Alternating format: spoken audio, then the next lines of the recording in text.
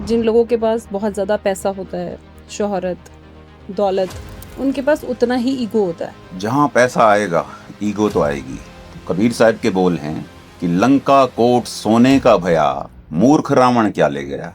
कि लोग सोचते हैं कि जिनके पास बहुत पैसा है, शोहरत है, उनके पास बहुत पीस होगा, वो बहुत खुश होंगे, वो लाइफ बहुत अच्छी बिता रहे होंगे। इस संसार के अंदर सुखी तो कोई भी नहीं है। आप जितने मर्जी महल बना लो, जितने मर्जी मकान बना लो, रहोगे तो आप एक ही कमरे में, बाकियों में तो आपका अहंकार रहेगा। कभी कभी ऐसा होता है, हम लोगों को लगता है कि जो इंसान ज़्यादा मेहनत कर रहा है उसको लाइफ में उस हिसाब से रिजल्ट्स नहीं मिल रहे, और किसी को बिना मेहनत करे भी बहुत कुछ मिल जाता है कि अगर लिखा है तो फिर मेहनत क्यों करनी है। ये भी लिखा होगा ना कि मेहनत करके मिलेगा। भगवान ने डिसाइड कैसे किया कि मुझे इसको अंबानी के घर भेजना है और मुझे इसको एक बैगर के घर में भेजना है। अब एक जन्म के अंदर हम इतने कर्म इकट्ठा कर लेते हैं जिन्हें भुगतने के लिए 84 लाख योनियां भी थोड़ी पड़ जाती हैं। सबको लगता है मेरा एक बड़ा सोशल सर्कल होना चाहिए, रिलेटिव्स भी होने चाहिए, ये भी होना चाहिए, दोस्त भी होने चाहिए। इंसान के अंदर अकेले रहने का डर क्यों है? जिसके अंदर जितने ज्यादा गुनाह हैं उसको उतना डर आएगा। क्या सत्संग सुनने का कोई लाभ होता है? केवल अगर हम रीति रिवाज ही बना लिया तो नहीं। एक पूर्ण गुरु, एक सच्चे गुरु की पहचान कैसे कर सकते हैं? जो लोग नॉनवेज कंज्यूम करते हैं उनका ये कहना है पेन सिर्फ ह्यूमन को होता है, बाकी किसी भी चीज़ को पेन नहीं होता। आपने किसी का बच्चा ही मार दिया, वो तो आपको जब तक फांसी के फंदे पे नहीं चढ़ाएगा उसको चैन नहीं पड़ेगा। तो इंसान जो करना चाहता है दान, वो क्या सोच के इस चीज़ की श्योरिटी रखे कि जो मेरा दिया हुआ है वो किसी गलत काम में ना लगे। इसलिए कहा जाता है कि जो हमें लाइफ मिली, बर्थ मिला, उसका पर्पस क्या है। नमस्ते दोस्तों, आप देख रहे हैं द पॉपिन शो। मैं हूं प्रिया, आपकी होस्ट, और आज हम बात करने वाले हैं उन सवालों की जो हर इंसान के दिल में कहीं ना कहीं गूंजते रहते हैं। लाइफ का पर्पस क्या है? पैसा और पीस के बीच असली रिश्ते क्या हैं? कर्म का हिसाब कैसे होता है? और क्या आत्मा वाकई भटकती है? हमारे साथ मौजूद हैं एक ऐसे मेहमान जिन्होंने बहुत ही छोटी उम्र से अध्यात्म को जीकर देखा है। मिस्टर वीके डुडेजा जी, आप देश भर में प्रवचन दे चुके हैं और दे भी रहे हैं, और अनेक लोगों को स्पिरिचुअलिटी का सीधा सरल रास्ता दिखाया है।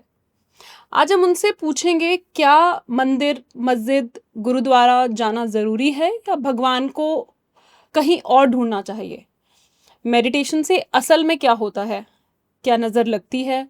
क्या पिछले जन्मों का प्रभाव इस जन्म पर पड़ता है? और जब मैं ख़त्म होता है तो बचता क्या है? तैयार हो जाइए एक सीधी, सच्ची और दिल छू लेने वाली बातचीत के लिए। Welcome to the Poppin show sir. आपका बहुत बहुत स्वागत है पॉपिन शो में आने के लिए, एंड आई एम ग्लैड कि आप पहली बार किसी पॉडकास्ट में आने के लिए रेडी हुए। तो शुरू करते हैं अपना पॉडकास्ट एक बहुत ही अवेटेड क्वेश्चन से, जो आई थिंक सबके मन में होता होगा कि जो हमें लाइफ मिली, बर्थ मिला, उसका पर्पस क्या है? देखो, इंसानी चोले का पर्पस तो ये है कि आत्मा का परमात्मा से साक्षात्कार हो जाए, इसका इस आवागमन के चक्र से हमेशा हमेशा के लिए यहाँ से छुटकारा हो जाए। क्योंकि इस संसार को संतों महात्माओं ने ये कहा है कि ये 84 का बहुत बड़ा एक जेल खाना है। हम उस परम पिता परमात्मा की अंश हैं, उससे जुदा होकर हम इस मृत्यु लोक में आ गए। यहाँ आकर हम कर्मों के जाल में फंस गए, और ऐसा फंसे कि आज तक हम अपने निज घर वापस जा ही नहीं पाए। यानी पराये देश को हम अपना देश समझकर बैठ गया। तो इस लाइफ का पर्पस तो यही है, क्योंकि ये 84 लाख योनियों का सबसे श्रेष्ठ चोला है, और केवल इसी चोले में, इंसानी जामे में ही इंसान भक्ति करके इस जन्म मरण की कैद से आज़ाद हो सकता है। बाकी किसी चोले को ये तौफीक नहीं है। कोई जानवर भक्ति करके यहाँ से आज़ाद नहीं हो सकता। ये उस परमात्मा की दया, मेहर, बख्शिश लगा लो कि उसने ये इंसान को ही तौफीक बख्शी है कि वो अगर चाहे इस आवागमन के चक्र से निकलना तो वो निकल सकता है। इसलिए संतों महात्माओं ने जितने भी ये ग्रंथ अगर हम पढ़ते हैं, आप देखो सनातन मत में इसको, इस चोले को नर नारायणी देह कहा गया जी।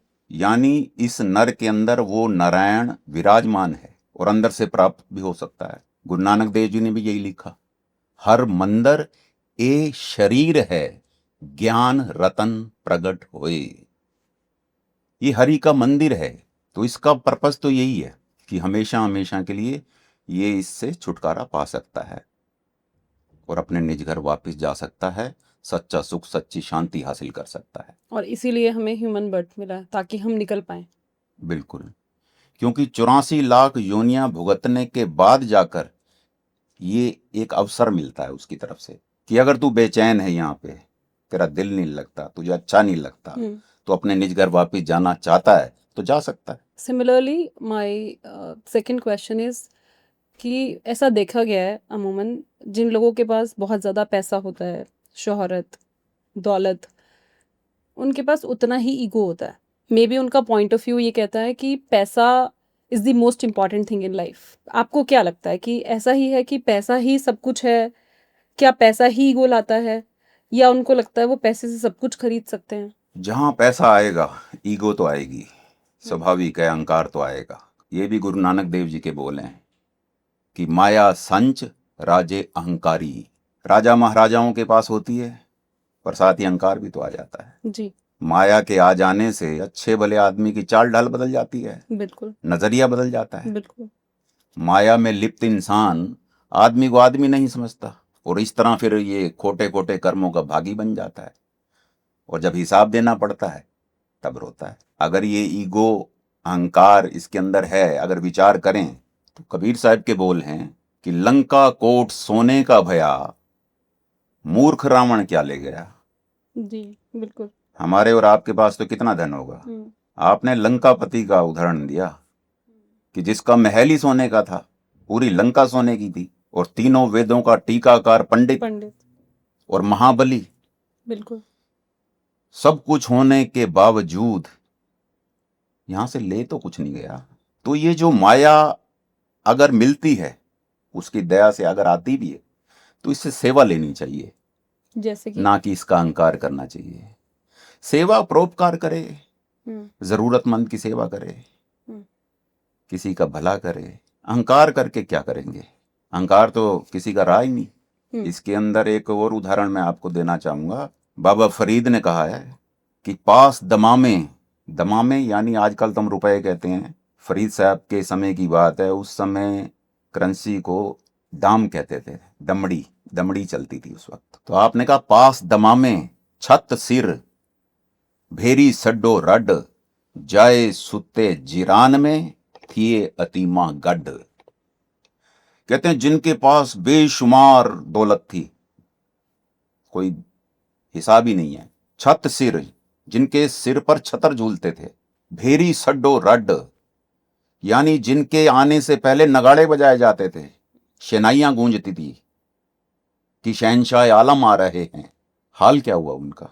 कहते हैं जाए सुते जिरान में, जिरान कहते हैं कब्रिस्तान को, जाए सुते जिरान में थिए अतीमा गड, यतीमों की तरह गाड़ा गया उनको। अभी कुछ ही साल पहले हमारे यहाँ कोरोना आया जी, बड़े से बड़े लोगों को हमने मरते हुए देखा, बिल्कुल। और किस तरह उनको गाड़ा गया जमीन में या जलाया गया। कई देशों में तो दिखाया गया, जी, पेट्रोल छिड़क के आग लगा दी गई। अपने ही यहाँ पर भी शमशान घाट तक अपनों को भी नहीं जाने दिया। वही मैं कह रहा हूँ। एक भगत नामदेव जी ने भी उदाहरण दिया। आपने फरमाया, कोरु पांडु का उदाहरण देते हुए आपने कहा, कहते हैं 12 जोजन छतर चले था, देही गिरजन खाई, मेरी मेरी कोरो करते दुर्योधन से भाई। कहते हैं दुर्योधन जैसे जिनके भाई थे बलशाली शूरवीर, 12 जोजन छतर चले था। 12 जोजन आजकल किलोमीटर होते हैं, जरा सा मैं आपको बता दूं इसका भी। 1.5 किलोमीटर के बराबर होता है 1 माइल, और 1.5 माइल के बराबर होता है 1 कोस, और 1.5 कोस के बराबर होता है 1 जोजन।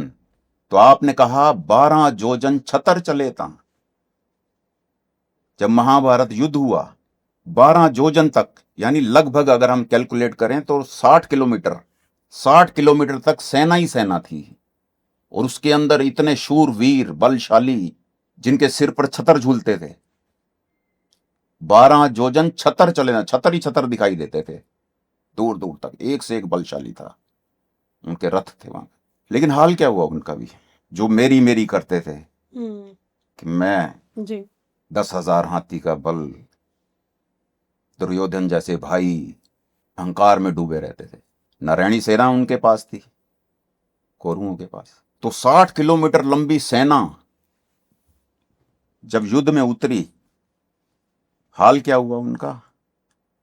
कहते हैं 12 जोजन छतर चले ता देही गिरजन खाई। कहते हैं वो जो जब मारे गए, उनकी देही को उठाने वाले नहीं थे, बचे नहीं उठाने वाले उनको, उनके शरीर को गिद्ध और कौवे खा गए। ये हाल हुआ उनका। जिनके सिर पर कभी छतर झूलते थे, जिनकी जबान से निकले बोल कानून बन जाते थे, क्या हाल हुआ उनका। तो पैसे का अहंकार करके कितना समय तक? आखिर एक दिन तो ये शरीर छूटना ही है। ये माया आज तक ना कोई साथ ले जा सका है और ना ही ले जा पाएगा। अगर ये साथ जा सकती होती, आज हमारे लिए यहाँ कुछ बचना ही नहीं था। बिल्कुल। हमारे बुजुर्ग पहले ही सारी समेट कर साथ ले जाते हैं। ये वर्ताने के लिए उस परमेश्वर ने रखी है यहाँ पे। इसको वर्ताओ, इससे काम लो, इसके नौकर ना बन बैठो। ज्यादा आए या कम, उसकी मौज समझकर स्वीकार करो। हाँ, अगर इन सब में से निकलने की कोई सूरत है तो वो है नाम का अभ्यास, भजन सिमरन, मेडिटेशन। बिल्कुल। आज करो, कल करो, करो या ना करो। संत जन तो यही कहते हैं, ये तुम्हारी अपनी मर्जी है। लेकिन याद रखो कि जब भी माया के जाल से छुटकारा होगा, नाम की कमाई के जरिए होगा, भजन सिमरन के जरिए होगा। इसलिए वक़्त के संत सतगुरु का पल्ला पकड़कर, उसकी हिदायत पर चलकर हर एक इंसान तो इसके अलावा कोई और तरीका नहीं है। बिल्कुल। यहां से जब भी ये छूटेगा, नाम की कमाई के जरिए छूटेगा, और कोई तरीका है नहीं। और इससे रिलेटेड मुझे एक और क्वेश्चन माइंड में आ रहा है कि लोग सोचते हैं कि जिनके पास बहुत पैसा है, शोहरत है, उनके पास बहुत पीस होगा, वो बहुत खुश होंगे, वो लाइफ बहुत अच्छी बिता रहे होंगे। सिमिलरली एज इन जिसके पास पैसा नहीं है वो ये सोचता है, जिसके पास पैसा है मे बी उसके पास हेल्थ अच्छी नहीं है, वो ये सोचता है जिसकी हेल्थ बहुत अच्छी है वो बहुत अच्छी लाइफ बिता रहा होगा। तो लाइफ में सुकून किसके पास है, पीस किसके पास है? ऐसा तो दिखता ही नहीं कोई भी जो 100% खुश है। जिसके पास जो है वो उससे 100% खुश है। देखो, ये बात तो पक्की है कि इस संसार के अंदर सुखी तो कोई भी नहीं है। गुरु नानक देव जी के बोल हैं, नानक दुखिया सब संसार। सब कह दिया उन्होंने, किसी एक कैटेगरी को नहीं कहा उन्होंने, सबको ले लिया। लेकिन साथ में क्या कहा? सो सुखिया जिस नाम आधार। जिसने इस संसार के अंदर उस नाम को अपना आधार मान लिया, आधार बना लिया, वो थोड़ा बहुत सुखी है, उसको कह सकते हैं सुखी कि वो सुखी है। बाकी तो बाबा कबीर के भी बोले हैं, वो कहते हैं कोई तन दुखी, कोई मन दुखी, कोई रहे नित उदास। कहते हैं एक एक दुख सबन को, सुखी शांत का दास। किसी को शरीर का रोग लगा हुआ है, बिल्कुल, किसी को मानसिक रोग लगे हुए हैं जी। किसी को पैसे ना होने का दुख है, किसी के पास पैसा बहुत ज्यादा है, उसको उसका दुख है उसका दुख। कि बच्चे ना बिगड़ जाएं, बच्चे किडनैप ना हो जाएं, इनकम टैक्स सेल टैक्स के छापे ना पड़ जाएं, बिल्कुल। कोई यार दोस्त लेके मुकर ना जाए, उसके लिए वो दुख का कारण है। सो डज दैट मीन कि जिसके पास जितनी ज्यादा चीजें हैं उसको उतना ज्यादा परेशानियां हैं, जितनी ज्यादा लग्जरी है उतनी ज्यादा परेशानियां हैं? बिल्कुल, इसलिए कहा गया है, छोड़ो प्राणी कूड़ कबाड़ा, कूड़ मारे काल उछाड़ा। हम कूड़ कबाड़ा इकट्ठा कर रहे हैं। आध्यात्मिक दृष्टि से अगर देखें, हमें तो ये लगता है हमने बड़ी गाड़ी ले ली, बड़ा बंगला ले लिया, साजो सामान ले लिया, एक से एक हमारे पास चीजें हैं, जेवर हैं, कपड़े हैं। लेकिन आध्यात्मिक दृष्टि से वो उनका मानना ये है कि ये सब कूड़ कबाड़ा है। आप जितने मर्जी महल बना लो, जितने मर्जी मकान बना लो, रहोगे तो आप एक ही कमरे में, बाकियों में तो आपका अहंकार रहेगा। जितनी मर्जी गाड़ियां ले लो, बैठोगे तो एक ही गाड़ी में, बाकी गाड़ियों में आपका अहंकार बोलेगा कि मेरी गाड़ी है, मेरा बंगला। पैसे से आप संसाधन जुटा सकते हो, सुख नहीं। खाना खरीद सकते हो, भूख नहीं। बिस्तर ले सकते हो, नींद नहीं। तो हमें इन चीजों को समझना होगा।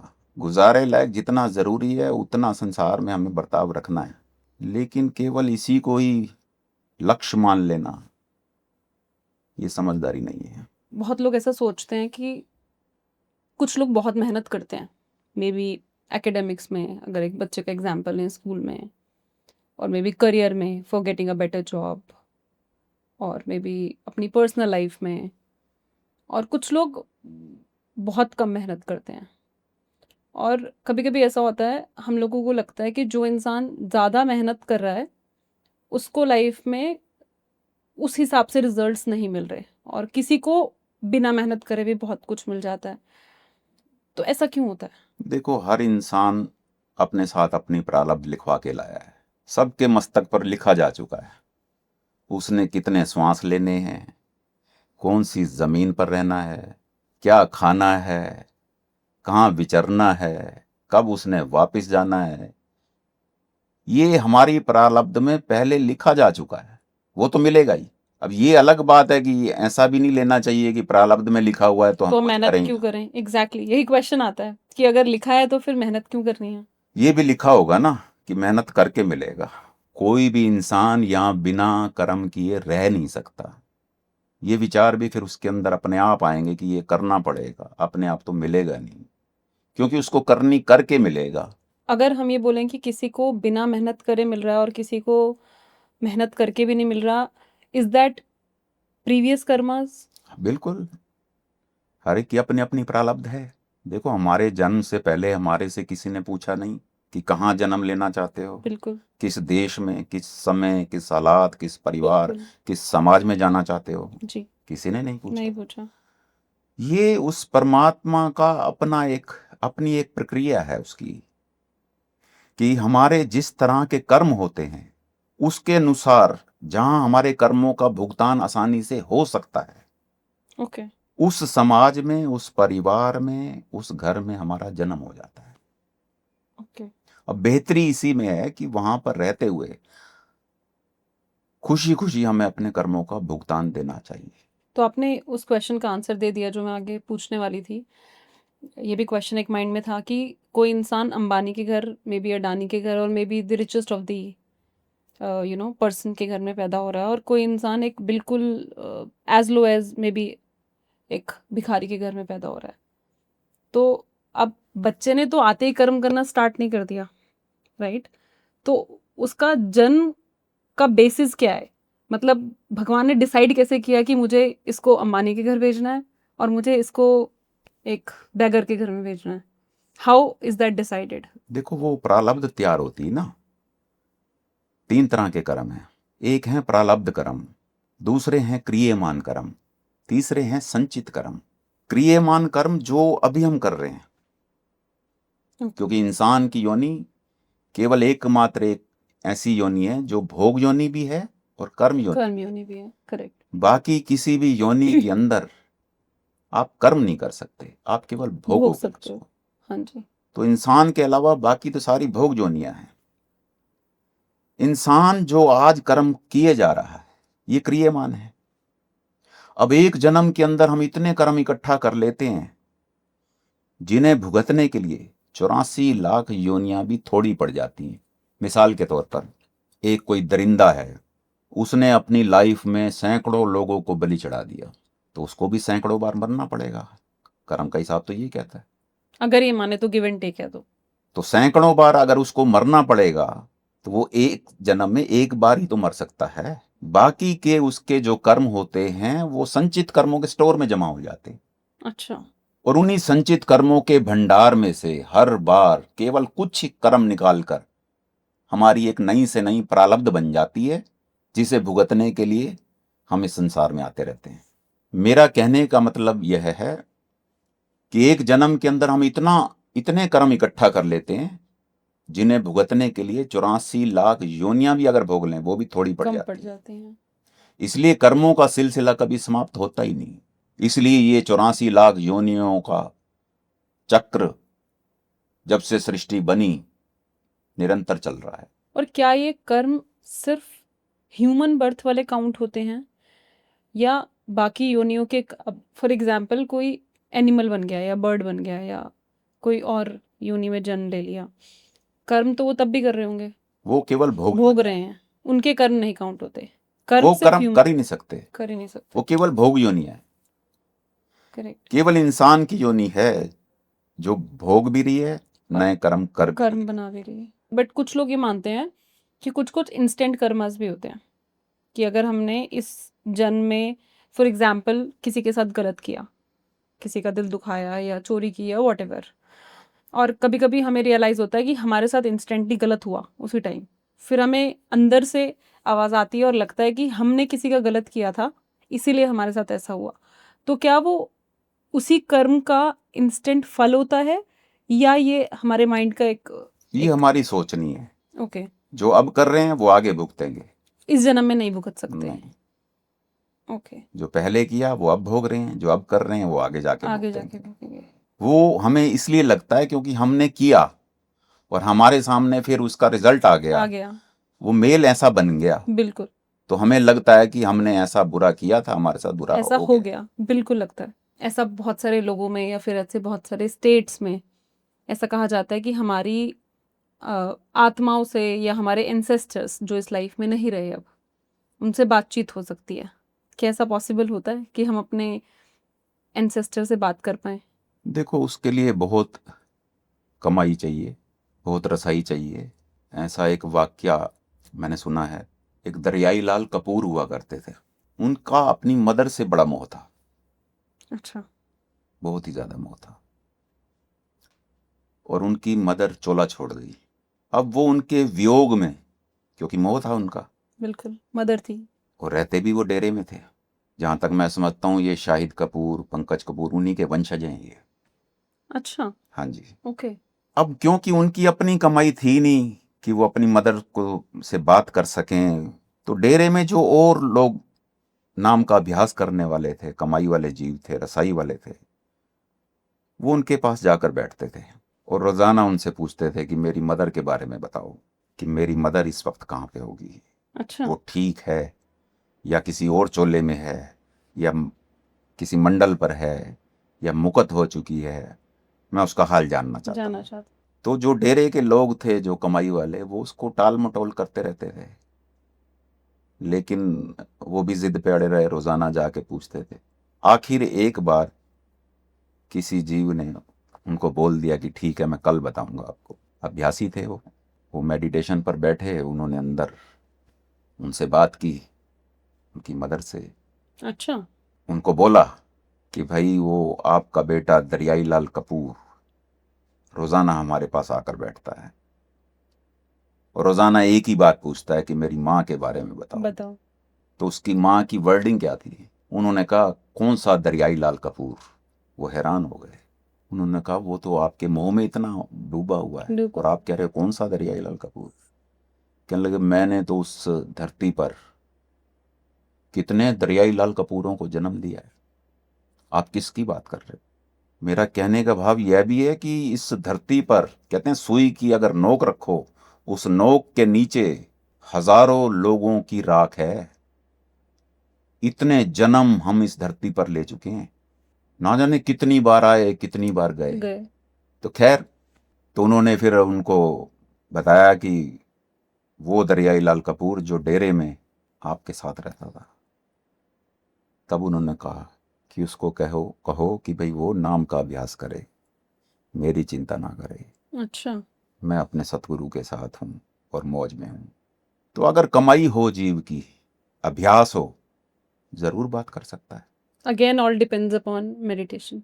बिल्कुल। फॉर एग्जाम्पल हम लोग व्रत रख रहे हैं, रोज़ा रख रहे हैं, सत्संग पे जा रहे हैं, अपने अपने मज़हब और अपने अपने धर्म के हिसाब से चीज़ें फॉलो कर रहे हैं। तो क्या ये सब फॉलो करने से भी कुछ बदलाव आता है लाइफ में, या फिर अल्टीमेट गोल सिर्फ भजन सिमरन है या मेडिटेशन है? देखो, ये सारी चीजें उसी नुक्ते और पॉइंट पर लाकर खड़ा करती हैं। ये करनी का मार्ग है, करनी तो करनी पड़ेगी।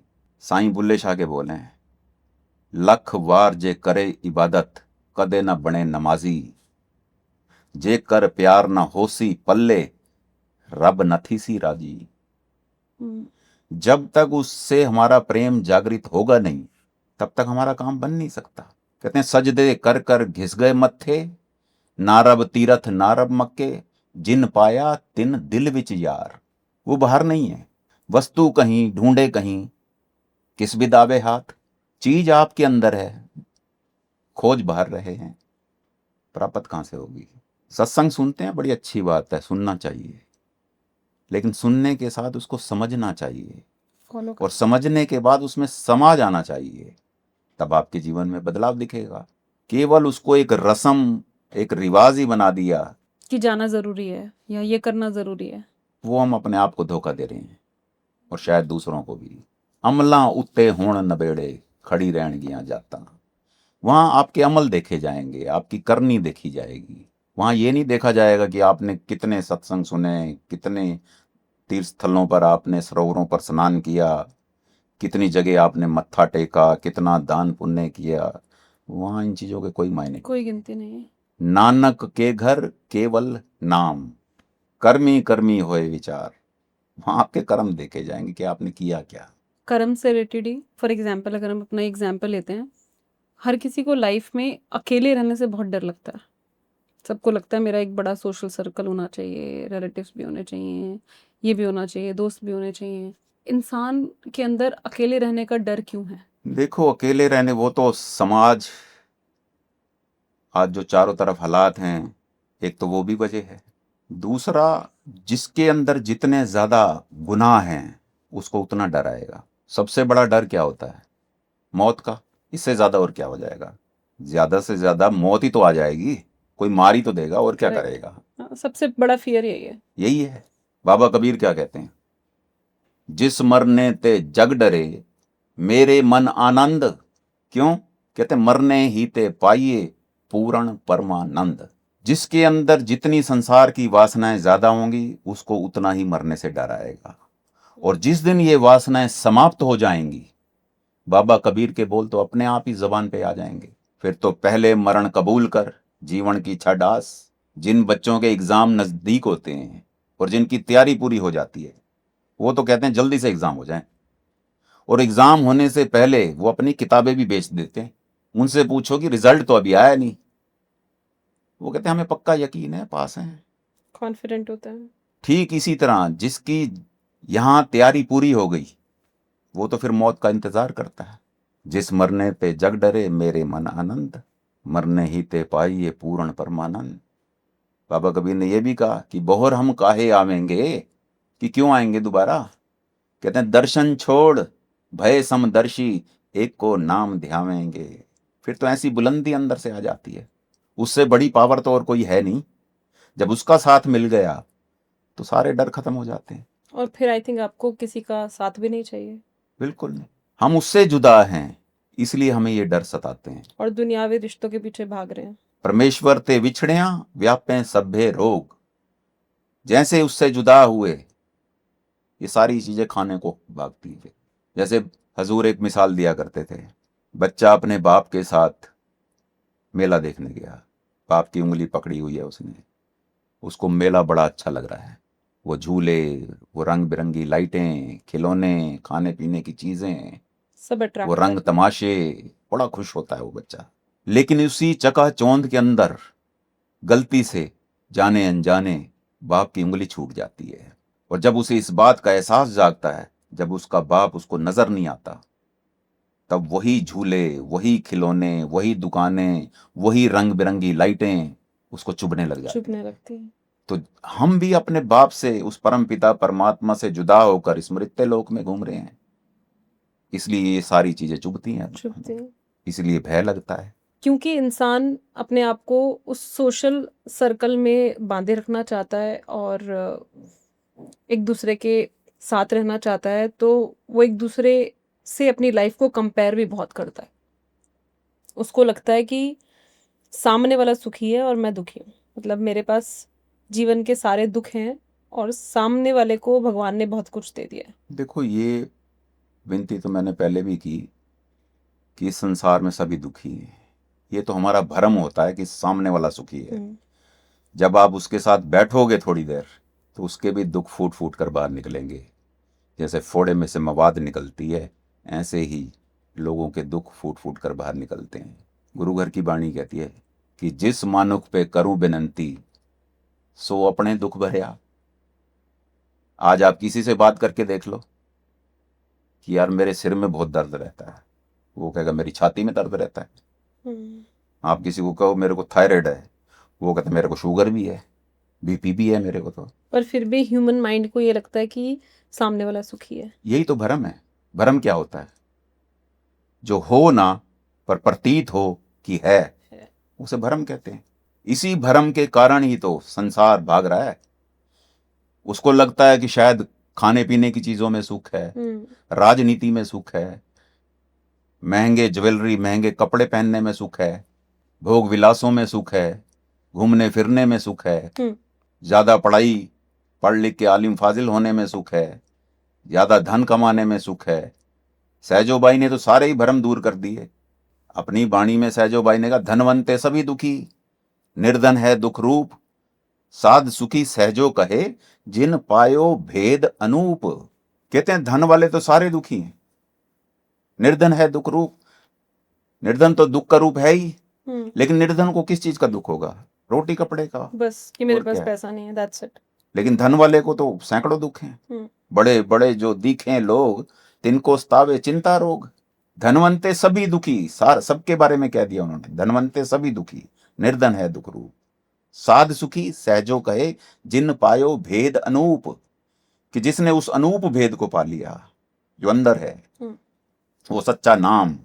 सहजोबाई ने तो एक जगह और भी कहा कि बंदे के अंदर कहीं भ्रम ना रह जाए कि मैं ज्यादा पढ़ाई नहीं की, मैं अनपढ़ रह गया तो मैं सुख नहीं पा सकता। तो उन्होंने कहा, ना सुख विच विद्या के, ना सुख वाद विवाद, सुख है विच विचार दे, जिन लागी सुन समाध।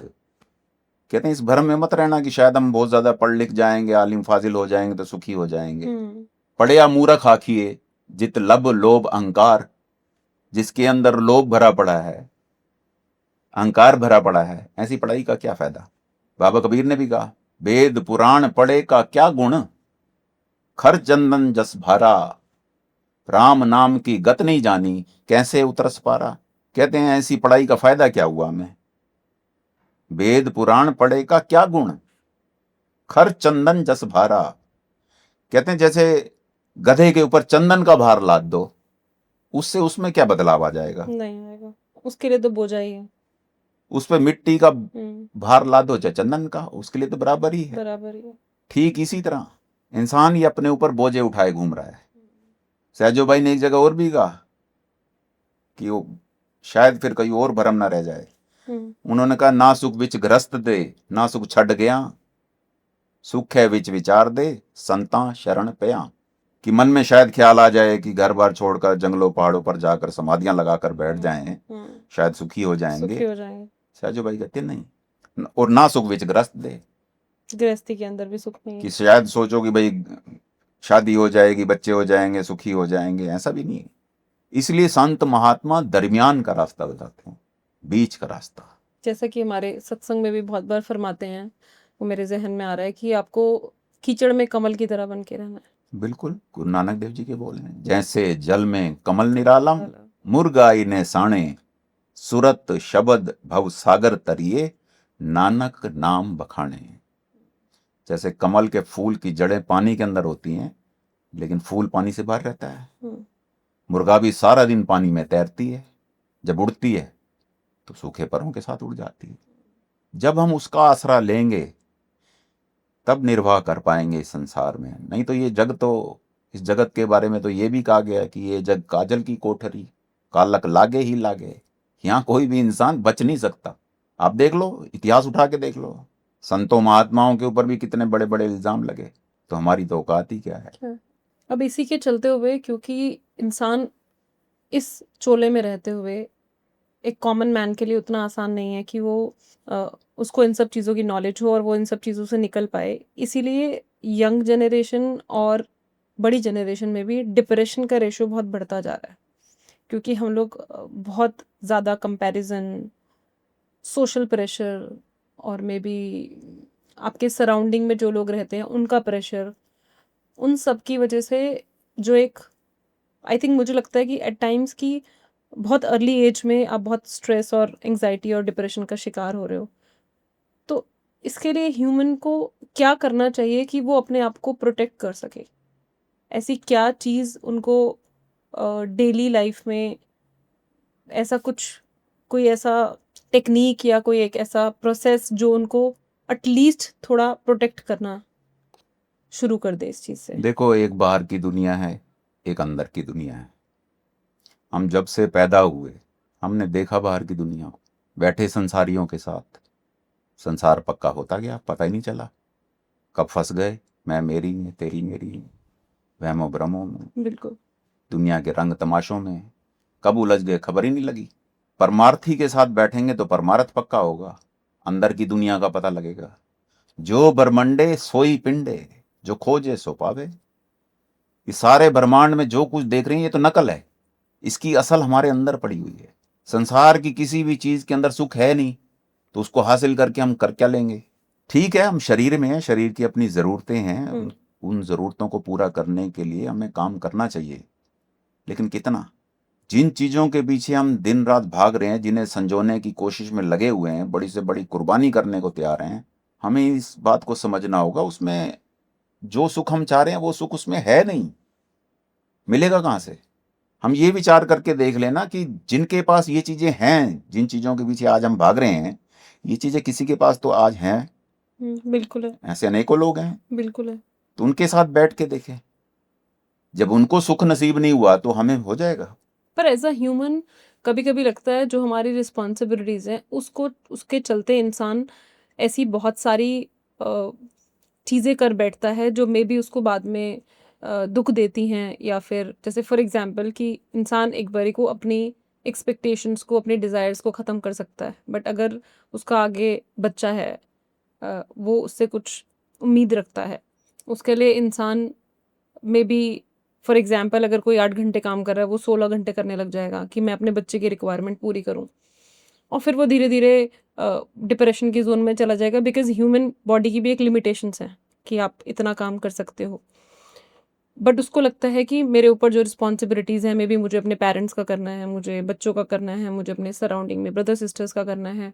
उसमें इंसान अंदर अंदर जाता जाता है, और फिर जब तक उसको समझ आती है शायद तब तक काफ़ी लेट हो जाता है। तो उस चीज़ की अवेकनिंग हमें किस लेवल पे हो सकती है कि या तो हमें ये लगने लगा है कि हम ही सब कुछ कर सकते हैं। जीवन खत्म हुआ, जीने का ढंग आया, यही तो भ्रम है। जो बच्चा आया है इस संसार में वो अपनी प्रारब्ध लिखवा के लाया है। दिक्कत कहाँ खड़ी हो गई, हम अपने आप को कर्ता पुरुष मानकर बैठ गए। मानकर बैठ के, करेक्ट। रूहे जमीन पर अगर कोई सबसे श्रेष्ठ मैं ग्रंथ मानता हूं तो वो श्री गुरु ग्रंथ साहिब है, जिसकी शुरुआत ही एक से हुई कि एक ओंकार सत नाम कर्ता पुरख, कि कर्ता पुरुष सारी कुल कायनात का एक है। मूल मंत्र के अंदर ये बात है, लेकिन यहां जिस ओर निगाह डालकर देख लो, हर कोई कर्ता पुरुष बना बैठा है। जैसे मैं नहीं हूंगा तो संसार चलेगा ही नहीं, शायद ये परिवार चलेगा ही नहीं। ऐसा ही लगता है कि मैं सारे काम कर लूँ, मैं घर भी देख लूँ, बाहर भी देख लूँ, ऑफिस भी देख लूँ, मतलब वो डे टू डे लाइफ की इतनी ज़्यादा एंग्जाइटी और प्रेशर होता है ह्यूमन माइंड पे कि उसको लगता है मैं सब कुछ कंट्रोल कर सकता हूँ। कित्थे गए सुल्तान सिकंदर, कित्थे गए पीर पैगंबर। बड़े बड़े संत महात्मा भी इस धरती पर आए, उनके जाने के बाद भी क्या बदल गया, यहाँ क्या हो गया। संसार तो आज भी चल रहा है लाइफ और गोज चलता रहेगा। Life goes on. कर्ता पुरुष वो परमेश्वर है, जब तक वो चाहेगा इसको चलाएगा। कब से सृष्टि बनी इसका तो कोई इतिहास ही नहीं है। असंख्य युग बीत गए, एक एक युग के कितने कितने साल। रचना राम रचाई, एक उपजे एक बिन से, अचरज कहा न जाए। यही तो अचरज है। यहाँ लोग आते रहेंगे जाते रहेंगे, ये सिलसिला जारी रहेगा। आज से 100 साल पहले या 1000 साल पहले इंसान कैसा था, आज कैसा है। दुनियावी दृष्टि से देखें तो प्रोग्रेस है, ग्रोथ है काफी। तो इस संसार किसी के होने ना होने से इसको कोई फर्क नहीं पड़ता, ये पर उसकी इस मौज में चीज़ चलता है। पे हम लोग as a human, as a common man, maybe जिसके पास कोई गुरु नहीं है अभी, जिसके पास कोई मेडिटेशन करने का मंत्रा नहीं है अभी, एक common man, I think India की most of the generation would be like that, जो एक सिंपल प्रोसेस फॉलो करती है। सबके पास एक पूर्ण गुरु नहीं है। उनके प्रॉब्लम हर किसी को है, डिप्रेशन है, एंगर है, सब कुछ है, और लगता है कि हमें ही सब कुछ करना है, और करते करते शायद ह्यूमन चला भी जाता है इस लाइफ से। उस चीज़ का कंट्रोल की बिगिनिंग कैसे करें कि हमें, I think my audience wants to know कि अगर हम एक कॉमन मैन है, अभी फ़िलहाल हमारे पास कोई गुरु नहीं है, पर हमें इस चीज़ के अंदर ठहराव लाना है कि सब कुछ करने वाले हम नहीं हैं। हमें ये चीज़ की समझ आने का पहला स्टेप क्या हो सकता है? देखो, बिना युक्ति बिना साधन के आप किसी मुकाम को पा नहीं सकते। जब से हम पैदा हुए तब से लेकर आज तक हमें हर जगह किसी न किसी उस्ताद की, गुरु की जरूरत पड़ी। बिल्कुल, बचपन से सबसे पहले तो माँ बाप हमारे गुरु बने, गुरु बने, फिर टीचर, लेक्चरर, बिल्कुल, ऑफिस में बॉस। तो अध्यात्म के मार्ग पर भी अगर यहाँ ये इन चीज़ों का अगर हम नहीं समझ पा रहे, नहीं हैंडल कर पा रहे, तो हमें कोई ऐसा पूर्ण गुरु तो चाहिए ना, सही। जो हमें वो विधि सिखाए, वो युक्ति बताए, जिससे हम सहज अवस्था में आ जाएं। अब अगर पूर्ण गुरु की बात आपने की है, तो इस कलयुग के माहौल में जहाँ आप नज़र घुमाएंगे तो आपको लाखों गुरु दिखेंगे। एक पूर्ण गुरु, एक सच्चे गुरु की पहचान कैसे कर सकते हैं? एक कॉमन मैन जिसको कुछ नहीं पता। देखो, अंधे की ताकत नहीं कि वो आंखों वाले को पकड़ ले। जब तक आंखों वाला दया करके उसे अपनी उंगली न पकड़ा दे या आवाज देकर अपने पास न बुला ले, हमारी क्या हस्ती कि हम उस अलख अगम अनामी तक पहुंच रखने वाले पूर्ण गुरु की पहचान कर सकें। फिर भी संतों महात्माओं ने अति दया मेहर करके कुछ कुछ हिंट वाणियों में दिए हैं। स्वामी जी महाराज फरमाया करते, गुरु सोई जो शब्द स्नेही, शब्द बिना दूसर नहीं सही, शब्द कमावे सो गुर पूरा, उन चरणन की हो जा धूरा। कहते हैं जो गुरु शब्द का भेदी हो, शब्द की बात करता हो, नाम की बात करता हो, खुद भी शब्द या नाम का अभ्यास करता हो और अपनी शरण में आए हुए जीवों को भी शब्द या नाम के अभ्यास की युक्ति सिखाता हो, ये एक उन्होंने हिंट दिया, एक निशानी बताई। एक गुरु रामदास जी महाराज ने बड़ी सरल सी पहचान हमारे सामने रखी, जो दुनिया का हर इंसान कर सकता है।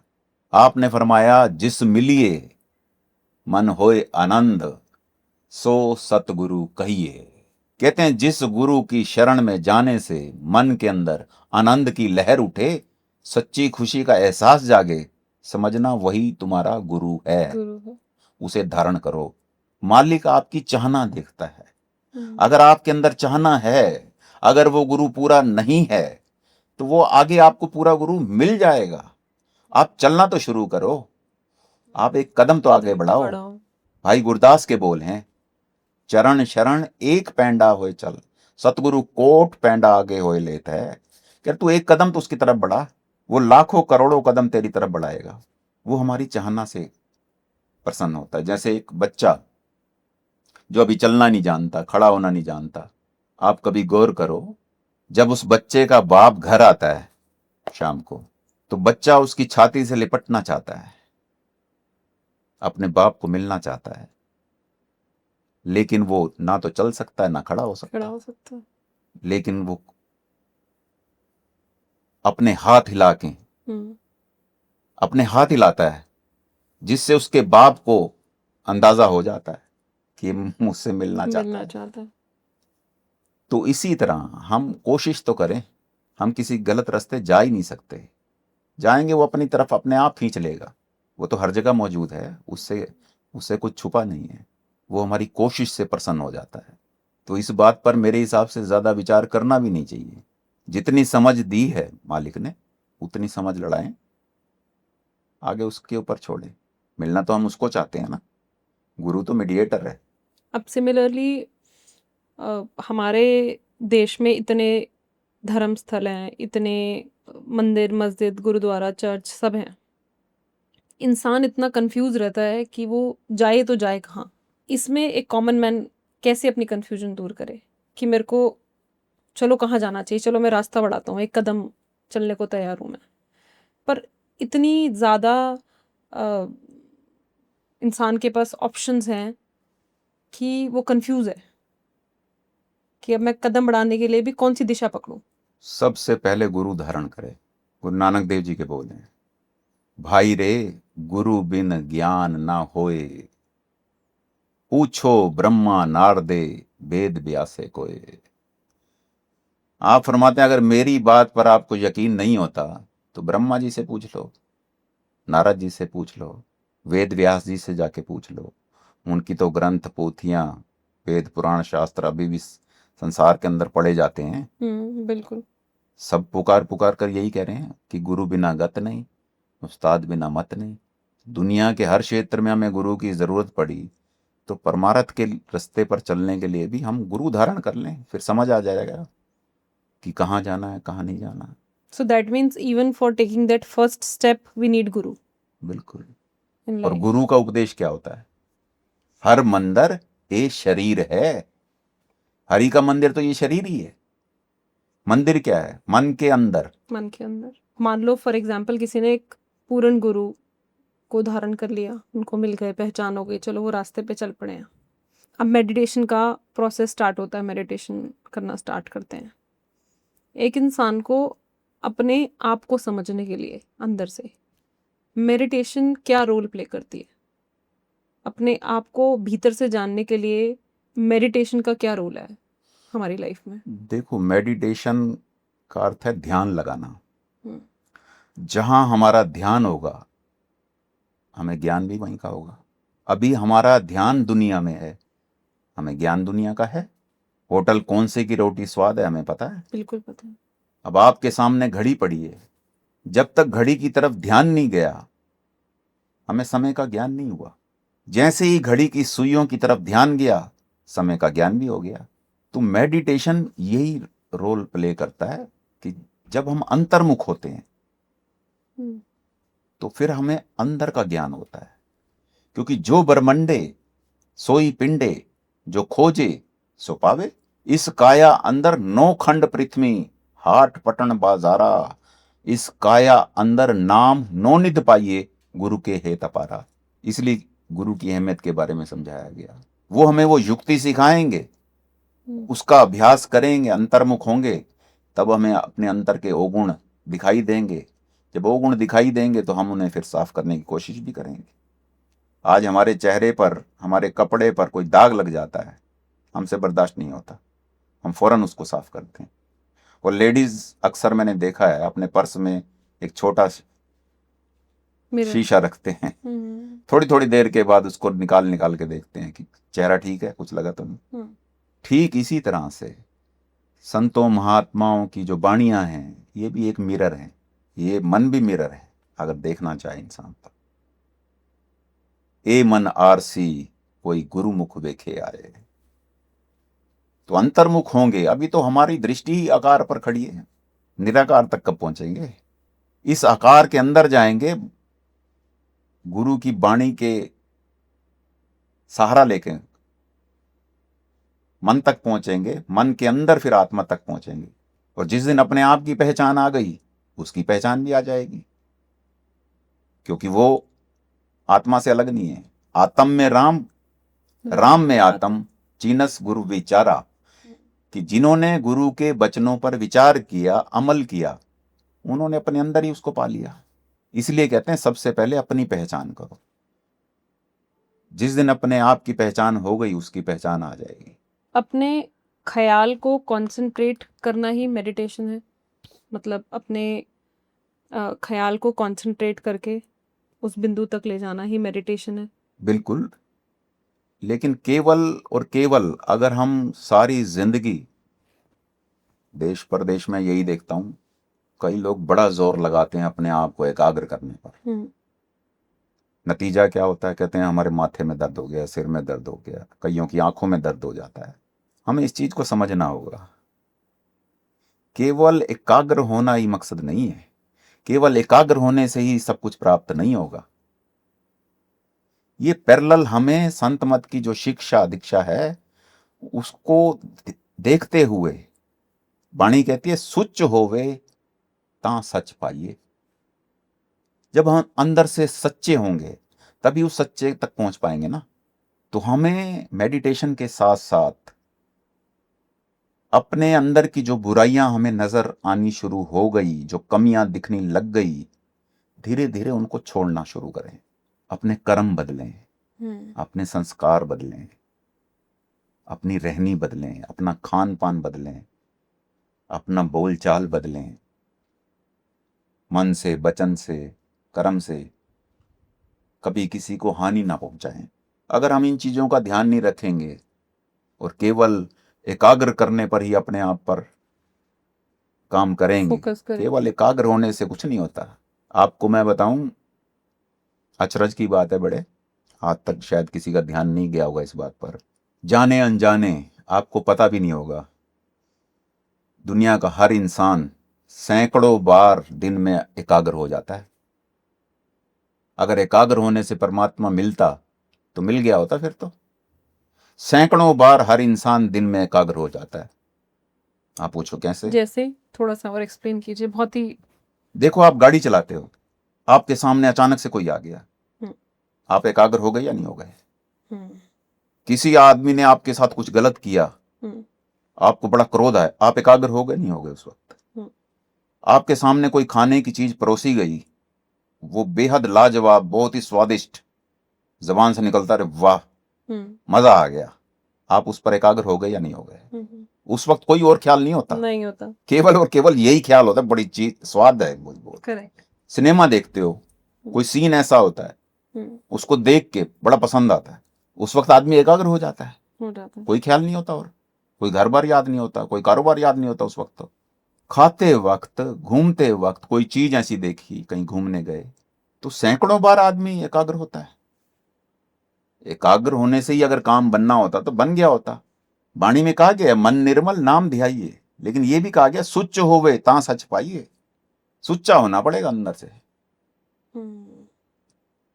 जब हम इस रास्ते पर चलते हैं तो मालिक मेहर करता है, अपनी कमियां दिखाई देती हैं, अपने वो गुण नजर आते हैं। तो जब नजर आ रहे हैं, अभी तक तो हमें नजर नहीं आ रहे थे, अभी तक निगाह हमारी दूसरों पर थी, हमें दूसरों के दोष नजर आते हैं। फिर हम अपने अंदर, जब तक निगाह दूसरों पर खड़ी है तब तक काम बन नहीं सकता। नहीं बन सकता। जब तक ये निगाह मुड़कर वापस अपनी ओर आती नहीं, जीवन बदल नहीं सकता। बंदे की आदत है दूसरों के गुनाह देखना। आपका शरीर बड़ा सुंदर हो, कपड़े बड़े बेशकीमती पहने हो, मक्खी को तो कोई वास्ता नहीं उसकी कीमत का जी। मक्खी तो ये देखती है गंदगी कहां पर लगी पड़ी। इसी तरह कईयों की निगाह दूसरों की कमियों पर खड़ी रहती है। अपना जीवन हाथ से निकलता जा रहा है, उसकी कोई खबर नहीं। खबर है तो इस नश्वर संसार की। तो हमें इन चीजों को बड़ी गहराई से विचार करना चाहिए, समझना चाहिए और फिर अमल में लाना चाहिए। तब रूहानियत के मार्ग पर हम सफलता हासिल कर सकते हैं। क्या इसको इस तरीके से ले सकते हैं कि जो 5 विकार है, काम, क्रोध, लोभ, मोह, अहंकार, उन सब पे पैरेलली काम करते करते आपको मेडिटेशन करनी है, क्योंकि ये जो उसकी दया से नजर आती हैं कमियां, उनको दूर करते दूर जाएं। करते जाओ। बाकी तो गुरु रामदास जी महाराज के बोले हैं, ना विचार्यो राजा राम को रस, जेह रस अन रस बिसर जाए। असल में हमने अंदर उस राम रस को, उस हरि रस को कभी विचार ही नहीं किया। इतने संत महात्मा युगों युगों से समझाते आ रहे हैं कि हमारे अंदर ही वो मीठे से मीठा निर्मल महारस अंदर है, हमने कभी विचार ही नहीं किया। कितने संत महात्मा होका देते रहे कि आ रही धुर से सदा तेरे बुलाने के लिए। वो धुनकार जिसके अंदर आवाज भी और प्रकाश भी, हम सबकी आंखों के पीछे दिन रात 24 घंटे धुनकारें दे रही है वो। हमने कभी विचार ही नहीं किया। अगर हम संतों के मुताबिक चलना शुरू कर दें, जब अंदर उस हरि रस को, उस राम रस को, शब्द को सुनेंगे, नतीजा क्या होगा? ये बाहर के रस छोड़ने नहीं पड़ेंगे फिर। जिनके घर कारें मोटरसाइकिलें आ गई, उन्होंने साइकिलें चलाना छोड़ दी। साइकिलें चलाना उन्होंने छोड़ा नहीं, छूट गई। जिनके घर कुकिंग गैस आ गई, वो क्या अभी भी लकड़ियां या उपले जलाते हैं? लकड़ियां जलानी उन्होंने छोड़ी नहीं, छूट गई। ठीक इसी तरह से जब हमारे अंदर वो शब्द का रस आ जाएगा, वो हरि रस आ जाएगा, तो बाबा कबीर के बोले, ओ रस पीवा अब ये रस नहीं भावा। फिर ये रस भाएंगे नहीं, फिर ये संसार के भोग गंदगी का ढेर नजर आएंगे, संसारी भोगों से सच्ची नफरत पैदा हो जाएगी। तो हम चलना शुरू करें, करनी के मार्ग पर आए। और अगर कोई मेडिटेशन करते करते एक लेवल पर पहुंच जाता है जहाँ पर उनका मेडिटेशन का process is as guru wants और as it has to be, तो उसको क्या इसका इफेक्ट या फायदा दिखता है खुद को एक डेली लाइफ में? बिल्कुल, जागृता आ जाती है, सोझी आ जाती है, क्योंकि ज्ञान और सोझी में बड़ा अंतर है। अंदर से एक खुशी का एहसास जागता है, परमात्मा से नजदीकी पैदा होती है। जो आप फील कर सकते हैं। बिल्कुल। अभी हम परमात्मा बारे जानते हैं, परमात्मा को नहीं जानते। परमात्मा बारे बात करना एक एक बात है, परमात्मा की बात करना एक अलग ही बात है। तो वो बयान में आ नहीं सकती बात। क्यों नहीं आ सकती? वो कहते हैं 52 अक्षर लोक तरे सब की छिन माहें, ये अक्षर खिंड जाएंगे ओ अक्षर इनमें ना है। संसार की तमाम चीजें, कार व्यवहार, सब कुछ हम इन 52 अक्षरों के जरिए सेंटेंस बनाते हैं, बातचीत करते हैं, सारे कार व्यवहार चल रहे हैं। उसको इन अक्षरों में बयान नहीं किया जा सकता, क्योंकि वो इससे परे की चीज है। हम उसको कहते हैं अगोचर है वो। हम इंद्रियों के दायरे में बैठे हैं, वो इंद्रियों के दायरे से परे की चीज है। हम उस इंद्रियों के दायरे में समझना चाह रहे हैं, तो ये उसको बयान नहीं किया जा सकता, उसको अनुभव किया जा सकता है। जैसे फूल के अंदर खुशबू है, उसको कैसे आप बयान करोगे? वो तो अनुभव कर सकते हैं ना। उप मद जो बास बसत है, मुकर में मुकर माए जैसे छाई, तैसे ही हर बसे निरंतर, घट ही खोजो भाई। उप मद जो बास बसत है, कहते फूलों के अंदर जैसे खुशबू बसती है, मुकर में से जैसे छाई, शीशे में से शक्ल नजर आती है तो नहीं शीशे के अंदर शक्ल। आप सामने खड़े हो गए, आपको नजर आ रहा है, नजर आएगा। आप पीछे हट जाओ, शीशे में तो कोई शक्ल नहीं है। उसका अनुभव किया जा सकता है। क्या सत्संग सुनने का कोई लाभ होता है? केवल अगर हम रीति रिवाज ही बना लिया तो नहीं। हाँ, अंदर चाहना है, कोशिश है चलने की उस मार्ग पर, इंप्लीमेंट करते हैं तो जरूर लाभ है, बहुत लाभ है। पंचम पातशाह के बोल हैं, सुन सुन नाम प्रीतम तुम्हारा, प्रभ पेखण का चाओ। कह रहे मैं सुन सुनकर संतों महात्माओं के बोल बार बार जब सुनते हैं, एक ना एक दिन अंदर चाहना पैदा हो ही जाती है कि वो कैसा है। जब उसके गुण सुनते हैं और उन गुणों पर फिर हम चलना शुरू करते हैं। गुण कहे गुणी समावण्या, जो उसके गुण गाएगा सच्चे मन से, दिखावे की खातिर नहीं, गुणी माहे समावण्या, एक दिन उसके अंदर समा ही जाएगा। हालांकि एक मंगता बैठ के सारी जिंदगी किसी धनवान को याद करे, उसका सिमरन करता रहे धनवान का, कभी धनवान तो नहीं बन सकता। नहीं बन सकता। एक बीमार किसी वैद्य हकीम का, डॉक्टर का सिमरन करने लग जाए, उसके गुण गाता रहे डॉक्टर के, वो कभी डॉक्टर तो नहीं बन सकता। लेकिन एक मंगता, एक भिखारी, एक झूठा, सारे विकारों का भरा हुआ ही क्यों ना हो, अगर उस मालिक के गुण गाने बैठ जाए, एक दिन उसके जैसा ही हो जाएगा। तो अगर हम जाते हैं, बड़ी अच्छी बात है, जाना चाहिए, लेकिन कोशिश करें जो बातें हमने सुनी उसको इंप्लीमेंट करें, बदलाव तभी आएगा। क्या संत महात्माओं के दर्शन करने से मुक्ति मिल सकती है? बिल्कुल नहीं, कहीं नहीं लिखा। तीसरी पातशाही गुरु अमरदास जी महाराज के बोल हैं कि सतगुरु नु सबको वेखदा, जेता जगत संसार, डिठे मुकत ना होवी, जेचर शब्द ना करे विचार। शब्द की विचार की नहीं, मुक्ति कहां से होगी? आप विचार करके देख लो, संतों महात्माओं की कोई कमी नहीं, संगत की भी कोई कमी नहीं, दर्शन भी खूब करते हैं, साल में कई कई बार करते हैं। अब तक तो मुक्ति हो जानी चाहिए थी, लेकिन सारे यहीं बैठे हैं, सारे दुखों से भरे बैठे हैं। सतगुरु नु सबको वेखदा, जेता जगत संसार, तमाम दुनिया दर्शन कर रही है। कहीं भी चले जाओ, मंदिर मस्जिद गुरुद्वारों में, तीर्थ स्थलों पर, सत्संगों में, संतों महात्माओं खूब भीड़ है। हम समझ ही नहीं पा रहे कि दर्शन कहते किसको हैं।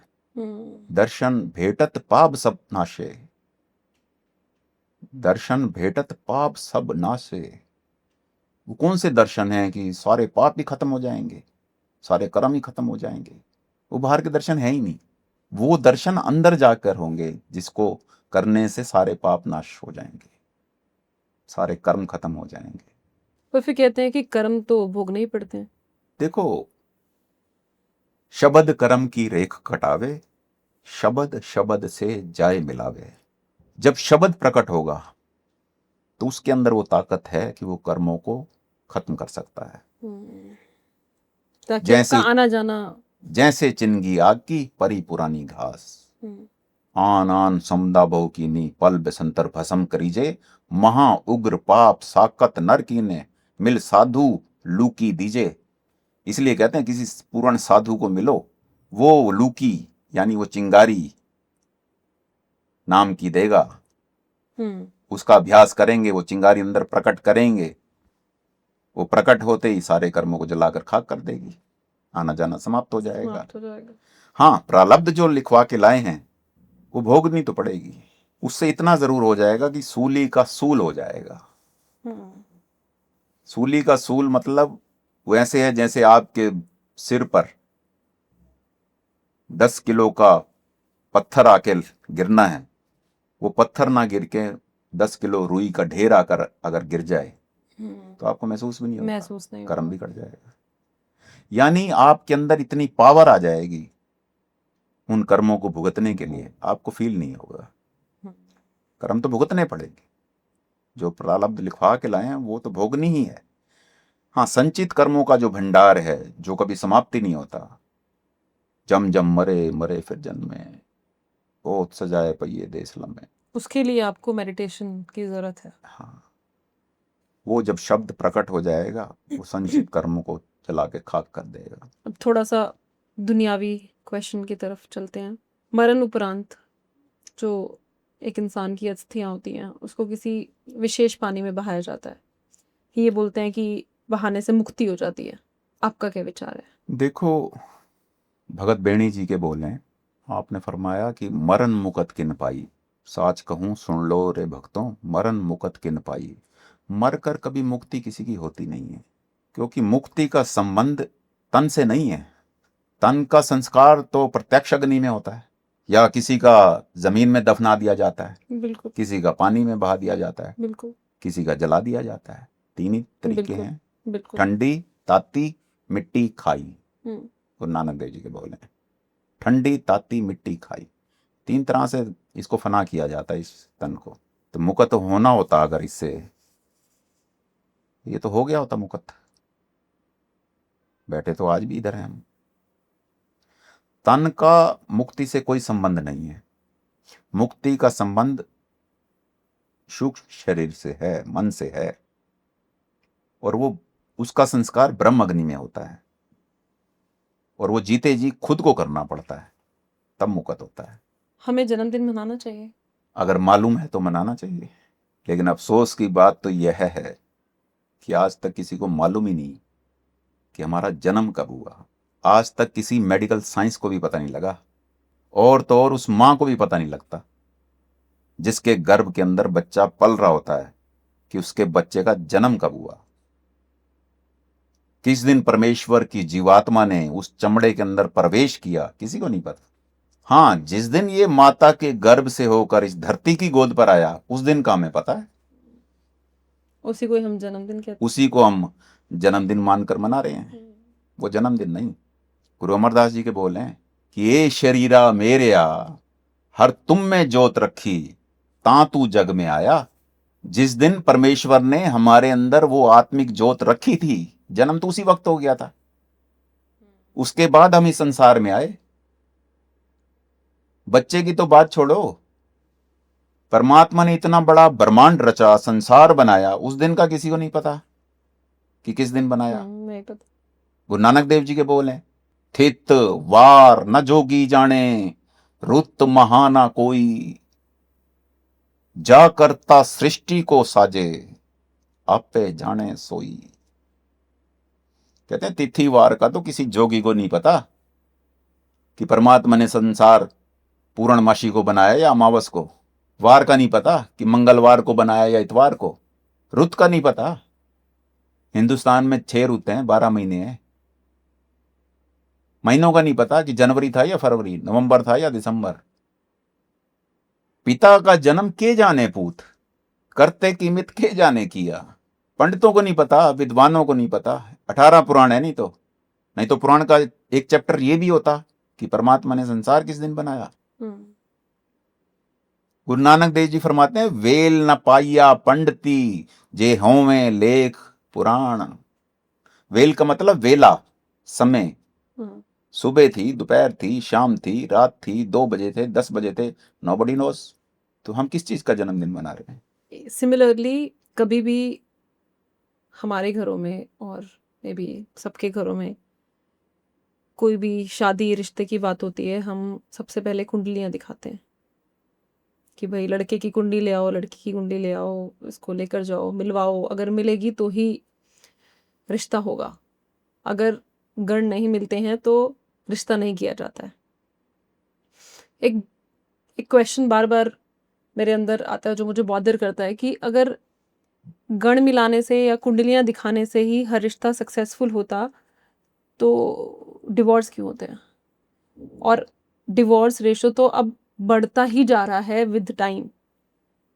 If I see at my parents life और maybe in their generation the marriages were still successful, सब कुछ अच्छा था। बट अभी आने वाले टाइम में जो अब जनरेशन है, जो अब शादियां हो रही हैं या पास्ट कुछ 5-10 सालों में हुई हैं, उनका success ratio is going down. तो फिर ये सब मिलवा के हमें क्या पता लगता है? What is the purpose of doing this? Vani कहती है, पढ़ पढ़ पंडित अवर समझावे, घर जलते की खबर न पावे। उसकी अपनी लड़की तो विधवा बैठी हुई है घर। उसने उसके गुण नहीं मिलाए थे, उसकी कुंडली नहीं देखी थी उसने।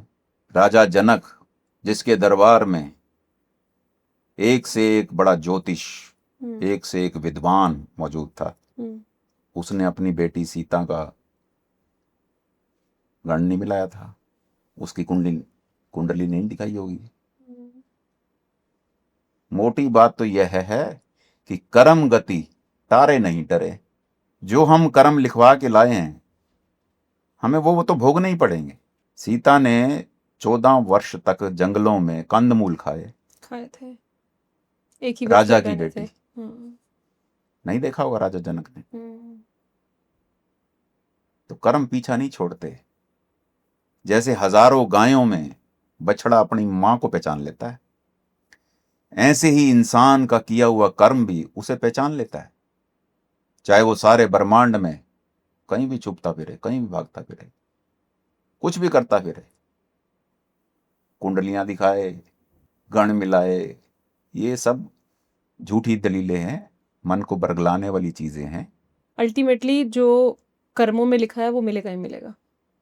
नो मैटर आप कुंडली दिखा लो, नो मैटर आप गुण मिलवा लो, अगर सक्सेसफुल होना लिखा है रिश्ता तो वो तब भी होगा, और नहीं होना लिखा वो तब भी नहीं होगा। तिथि निकलवाते हैं कि किस दिन करेक्ट, विवाह होना चाहिए। बिल्कुल। आजकल तो डिलीवरी की भी डेट और टाइम तक डिसाइड करते हैं कि कब, क्योंकि आजकल जनरली सी सेक डिलीवरीज होती हैं। पहले तो नॉर्मल डिलीवरी होती थी, पता नहीं चलता था। आजकल तो पेरेंट्स ये भी डिसाइड करते हैं कि किस मोमेंट पे हमारा बच्चा बाहर आना चाहिए। आप विचार करो इस बात पे कि परमेश्वर ने संसार बनाया, ये सारे दिन उसी के बनाए हुए हैं। कोई दिन अच्छा और कोई दिन बुरा कैसे हो सकता है? ट्रू। उसकी बनाई हुई चीज खराब कैसे हो सकती है? आपने एक बहुत सही बात बोली। इससे मुझे एक और प्रश्न याद आया जो आई थिंक बहुत कॉमन होगा, और अभी तो शायद काफ़ी जो हम लोगों की जनरेशन है काफ़ी चेंजेस ला रही है, बट जो हमारे पेरेंट्स की जनरेशन थी उस टाइम पे कुछ चीज़ों पे बहुत ऑब्लिगेशंस लगाई जाती थी। जैसे फॉर एग्जांपल ट्यूसडे को और सैटरडे को बाल नहीं कटवाने, रात में नेल्स नहीं काटने, और रात में झाड़ू नहीं लगानी। ऐसी कई कई कई बहुत चीज़ें थी। पीछे से कोई आवाज़ ना लगा दे, बिल्ली रास्ता काट जाए तो वो काम शुभ नहीं होता। जब परमात्मा के ही बनाए हुए सारे दिन हैं और उसी ने कोई फर्क नहीं करा, तो हम इंसानों ने ये कैसे डिसाइड कर लिया कि इस दिन ये करने से ये होता है और इस दिन ये करने से ये होता है? बाबा कबीर के बोल हैं, मैं कोई भी बात अपनी तरफ से नहीं कहता, संतों महात्माओं का हवाला देकर ही बात करता हूँ। तो बाबा कबीर ने फरमाया, फासन की बिद सबको जाने, छूटन की एक कोई। इस संसार में फंसना कैसे है हर इंसान जानता है, फंसाने की विधि सारे जानते हैं और बताते भी हैं एक दूसरे को कि मैं तो फंसा हुआ हूं, तू भी फंस। कि मंगलवार बाल नहीं कटवाने, वीरवार को कपड़े नहीं धोने, शनिवार को लोहा नहीं खरीदना, कुत्ता रो पड़े, बिल्ली रास्ता काट जाए, बंदा वहीं फंस कर खड़ा हो जाता है। करेक्ट, जाते ही नहीं आगे। इसलिए आपने फरमाया, बाबा जग फाथा महाजाल, महाजाल है ये, यहाँ फंसाने की विधि सब जानते हैं। हाँ, छूटना कैसे है, छूटन की एक कोई, वो कोई विरला कामिल मुर्शिद फकीर संत सतगुरु ही यहाँ से निकालने की विधि जानता है। स्वामी जी महाराज ने फरमाया है, बिन गुरु सतगुरु कौन है जो करे निबेड़ा। सतगुरु वो जो सच का भेद बताए, सच के साथ मिलाकर यहाँ से जन्म मरण से आजाद करा सके। और संतों महात्माओं का यहाँ आने का और क्या मकसद है, वो यहाँ कोई घूमने नहीं आते, जीव तारण के कारण संत फिरें बहुतेरा। वो एक जगह से दूसरी जगह, एक देश से दूसरी जगह विचरते रहते हैं, इसलिए जीवों को तारने के लिए। क्यों? जग डूबा भोजल धारा, संसार इस भोजल धार में डूबा हुआ है, गोते खा रहा है, समझ ही नहीं आ रहा किसी को, मैं क्या करूं क्या ना करूं, कहाँ जाऊं कहाँ ना जाऊं। तो ये जितने भी भ्रम हैं, अरे मन देख कहाँ संसार, स्वामी जी महाराज के बोल हैं, झूठे भ्रम हुआ बीमार। जिसने बीमारियां लगा दी वो भ्रम भी झूठा था, उसमें कुछ असलियत ही नहीं थी, इसको डरा दिया, भ्रम में डालकर इसको फंसा दिया वहां पे। ये जितनी बीमारियां लगी पड़ी हैं भ्रम है संसार में। इसलिए उन्होंने कहा, अरे मन देख कहाँ संसार, झूठे भ्रम हुआ बीमार। जैसे लोगों के अंदर ये भी एक बहुत बड़ा भ्रम है, जो लोग नॉनवेज कंज्यूम करते हैं, कि अगर हम जनरली जब हम लोग ऑफिस में बैठे होते हैं या कभी किसी ग्रुप में बैठे होते हैं जहाँ पर एक couple of people those who are vegetarians and कुछ नॉन वेजिटेरियंस हैं, ये जनरल डिबेट स्टार्ट होता है between vegetarians and non vegetarians. उनके पास अपना एक जस्टिफिकेशन पॉइंट होता है ये बोलने का कि अगर हम लोग नॉनवेज कंज्यूम करना बंद कर देंगे तो मे बी इन चिकन्स की और इनकी जनसंख्या बहुत बढ़ जाएगी, और अकॉर्डिंग टू देम इनको पेन नहीं होता। जो लोग नॉनवेज कंज्यूम करते हैं उनका ये कहना है पेन सिर्फ ह्यूमन को होता है, बाकी किसी भी चीज़ को पेन नहीं होता। फिर उसकी जस्टिफिकेशन में वो लोग ये बात और बोलते हैं कि आप लोग भी तो ट्रीज से फल और सब्जियां ये सब तोड़ के खाते हो, फिर तो ये भी गलत है।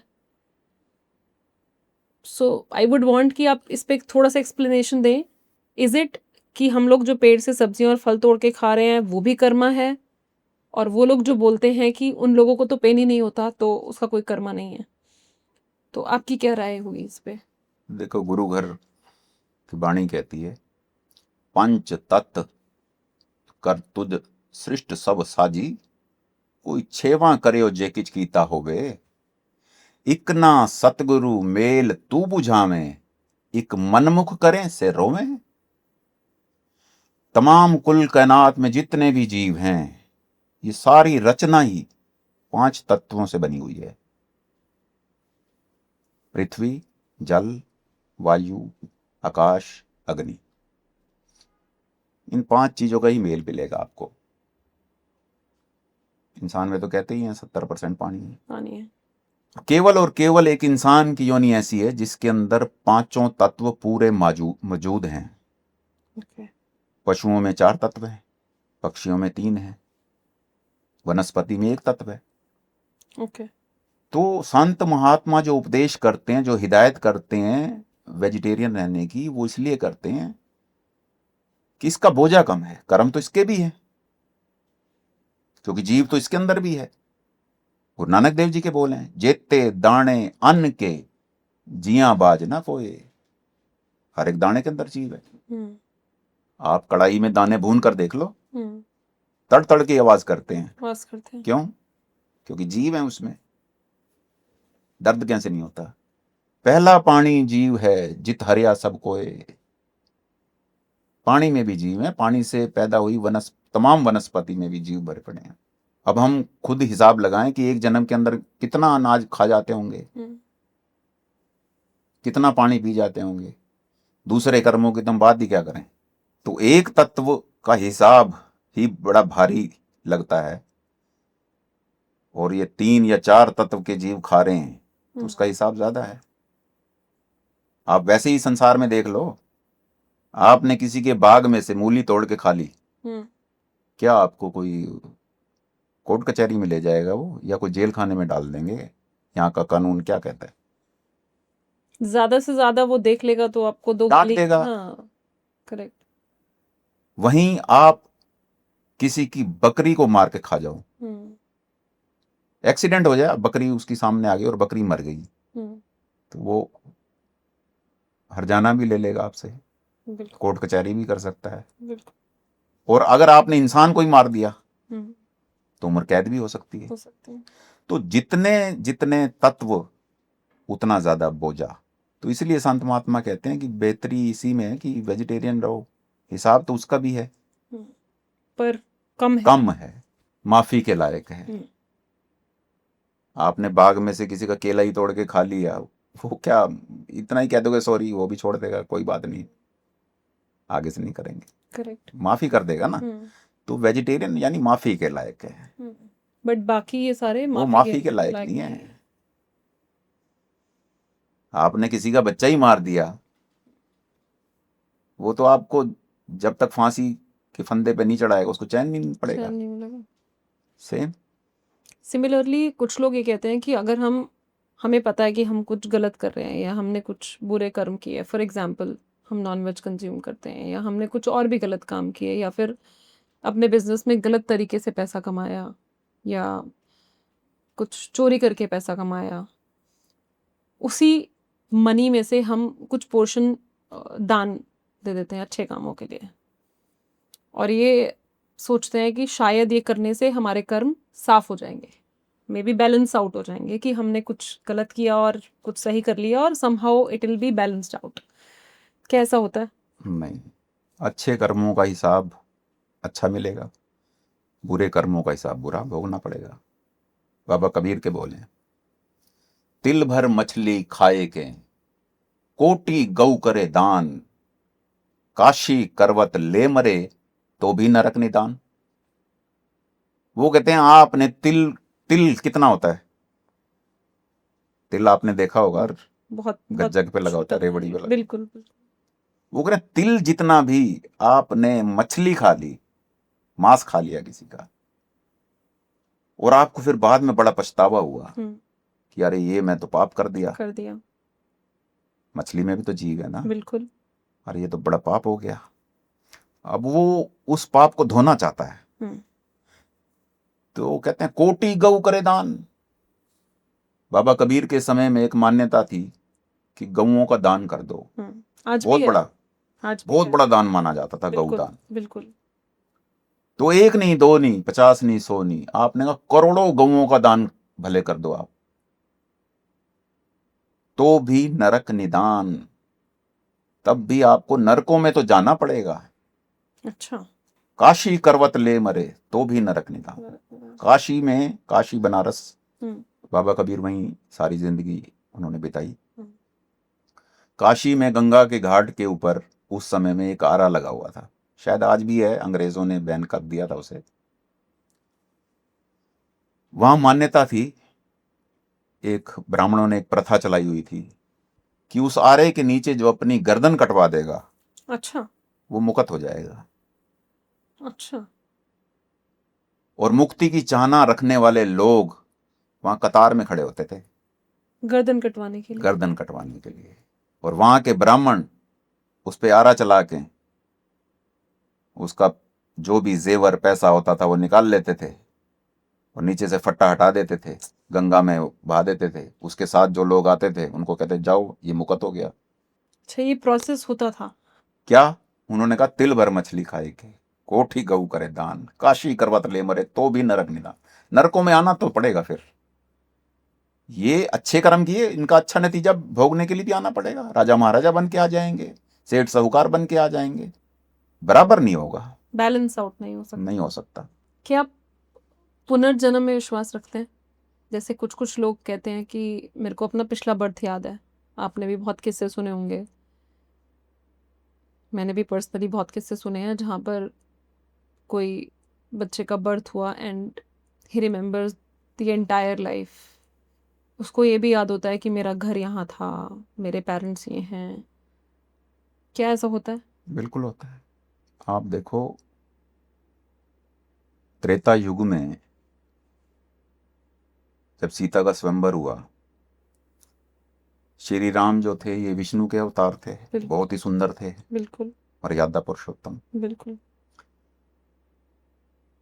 तो जब सीता के स्वयंवर में ये आए और इन्होंने धनुष उठाया, इनका जो आभा मंडल, इनकी जो सुंदरता थी, मनमोहक चेहरा जो था इनका, जो सीता की सखियां थी, उनके अंदर एक कामना जागी कि काश हमारा भी ऐसा वर होता। अच्छा, केवल उन्होंने कामना की थी, अंदर से इच्छा आई। अब नियम है, जहां आशा तहां वासा। द्वापर युग में भगवान विष्णु को दोबारा कृष्ण के अवतार में आना पड़ा यहाँ, और वो सीता की सारी सखियां ही थी जो इनकी गोपियां बनी फिर। Oh my God. तो ये तो चक्र है अच्छा। संसार का, आई थिंक ये कर्मों का जाल बड़ा बारीक है। बात किसी को पता नहीं। हाँ, मेरे को तो नहीं मालूम थी कि ऐसा था, कि उन्होंने ऐसा विश किया और उनको रीबर्थ। कई उदाहरण है ऐसे। एक उन्होंने, राम बाली का एक युद्ध हुआ था जिसमें बाली को एक अवतार वो मिला हुआ था, वरदान, कि उसके सामने जो भी आएगा दुश्मन, उसका बल उसके अंदर आ जाएगा। तो बाली को कोई हरा नहीं सकता था, ये श्री राम जानते थे, और कुछ छल से या धोखे से छुप के उसको, उस पर तीर चलाया था और बाली मारा गया था। अच्छा, ओके। उसका हिसाब देने के लिए भी अवतारी पुरुष थे। द्वापर युग के अंदर भगवान कृष्ण, उनके पैर में एक पद्म का निशान था। पद्म का निशान बहुत ही उच्च कोटि के जो कामिल पहुंचे हुए जो महात्मा होते हैं, संत महात्मा, उनके चरण में पाया जाता है। अच्छा।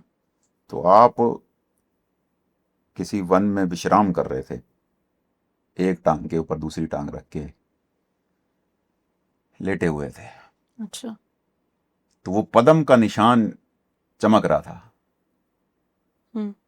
उसकी चमक को देख के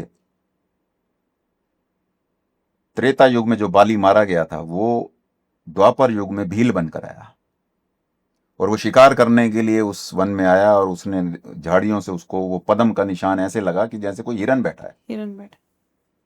उसने वहीं से तीर मारा और उनको उसका हिसाब देना पड़ा, क्योंकि छल से किया था। उसने भील को भी याद नहीं था, लेकिन ये तो भगवान विष्णु के अवतार। भील ने जब माफी मांगी कि मैंने हिरन के मुगालते में ऐसा काम कर बैठा हूं, मेरी मुझे पता नहीं था कि आप हो, तो उन्होंने कहा कोई बात नहीं, ये मेरा ही कर्म था। त्रेता युग में तुम बाली थे और धोखे से तुम्हें मारा गया था, आज तुमने भी धोखे से मुझे मारा। तो धोखे का बदला धोखा। कर्म का जाल इतना बारीक है, कोई भी नहीं बच सकता यहाँ। सो जिन लोगों को अपना पुनर्जन्म याद होता है या अपना पास्ट याद होता है, तो उसका क्या पर्पस होता है? पर्पस कुछ नहीं, ये एक रूह जो है जितनी निर्मल होगी, पिछले जन्मों की जो कमाई होती है, जो उनकी रूहानियत की, ये उसका फल है कि उसको याद रहता है। याद तो सबको होता है वैसे तो। देखो, जो भी बच्चा जन्म लेता है उसको काफी समय तक पिछले जन्म का याद होता है। आप कभी देखो, बच्चा नींद में होता है, कभी मुस्कुरा रहा होता है, कभी रोने का चेहरा बना रहा होता है। बिल्कुल होता है। ये क्या होता है? वो पिछली यादों में होता है। ओके। धीरे धीरे बाल विनोद चिंदरस लागा, खिन खिन मोह व्यापे। भगत बेणी जी के बोलेंगे। बाल विनोद चिंदरस लागा। जब बच्चा इस संसार में आता है, आप देखो काफी समय तक तो उसको पता ही नहीं लगता माँ कौन है बाप कौन है, उसको कुछ नहीं पता नहीं होता। पता होता। वो सिर्फ आवाज सुनता है, कहाँ से आ रहा है आवाज, उसको आवाज के वो बोल भी पता नहीं होते, उसके लिए तो शोर ही होता है वो। बिल्कुल। धीरे धीरे कुछ समय के बाद उसको पहचान होनी शुरू होती है। खिन खिन मोह व्यापे, उसका मोह जागृत होता है, पहचानने लगता है कि ये माँ है। हाथ पहचानता है, स्पर्श पहचानता है, उसको पता लग जाता है कि मेरी। बाल विनोद चिंद्रस लागा, खिन खिन मोह व्यापे। धीरे धीरे उसका मोह बढ़ जाता है। फिर जैसे जैसे बड़ा होता है, रश्मि स्मेद अमृत बिख चाखी, तो पंच प्रकट संतापे। जैसे जैसे ये बड़ा होता है, बचपन से जवानी में प्रवेश करता है, इसके अंदर फिर पांचों विकार भी जागने शुरू हो जाते हैं। फिर धीरे धीरे ये उससे टूटना शुरू हो जाता है। वो यादें धुंधली होती चली जाती हैं। लिव छुटकी लगी तृष्णा, माया अमर वर्ताया। गुरु अमरदास जी के बोले, ए माया जित हर विसरे, मोह उपजे भाव दूजा लाया। ये माया का काम ही यही है कि वो अपने आकर्षण में, अपने अट्रैक्शन में ऐसे जीव को मोहित करती है, पिछली सारी कमाई, सारी यादें सब बिसर सब जाती छूट हैं, जाता है। सब बिसर जाती हैं। हाँ, जिसकी पिछली कोई संस्कारी रूह है, कमाई है, वो माया के प्रभाव प्रभाव में तो वो भी आएगी। देखो, संसार में रहना है तो वो भी आएगी, लेकिन काफी हद तक वो सचेत होती है वो रूह, क्योंकि कमाई होती है पिछली, कमाई होती है। प्रभाव में नहीं आती माया के। उसको यादें होती हैं, उसको पता होता है। एक इंसान को अपना जो मैं है, ईगो, अगर वो खत्म करना है, एक तो होता है आपको पता ही नहीं है कि आपके अंदर ईगो है। एक होता है आपके अंदर धीरे धीरे चेतना आने लगी है कि आपको समझ में आने लगा है मेरे अंदर कुछ चीज़ों में ईगो है। उसको खत्म करने की शुरुआत कैसे कर सकता है इंसान? सिमरन, और कोई दवा है नहीं। सरब रोग का ओखद नाम, तमाम रोगों की दवाई नाम है। हमारी आत्मा परमात्मा के अंश है और बोलते हैं वापस परमात्मा ही में जाके मिल जानी है। तो वापस परमात्मा में कैसे समाती है वो? जिस रास्ते से ये जुदा होकर आई, रास्ता तो वही दोबारा तय करना पड़ेगा। जैसे मंजिल दर मंजिल आप नीचे उतरते आए, अब वापस ऊपर चढ़कर उस तक पहुंचना पड़ेगा।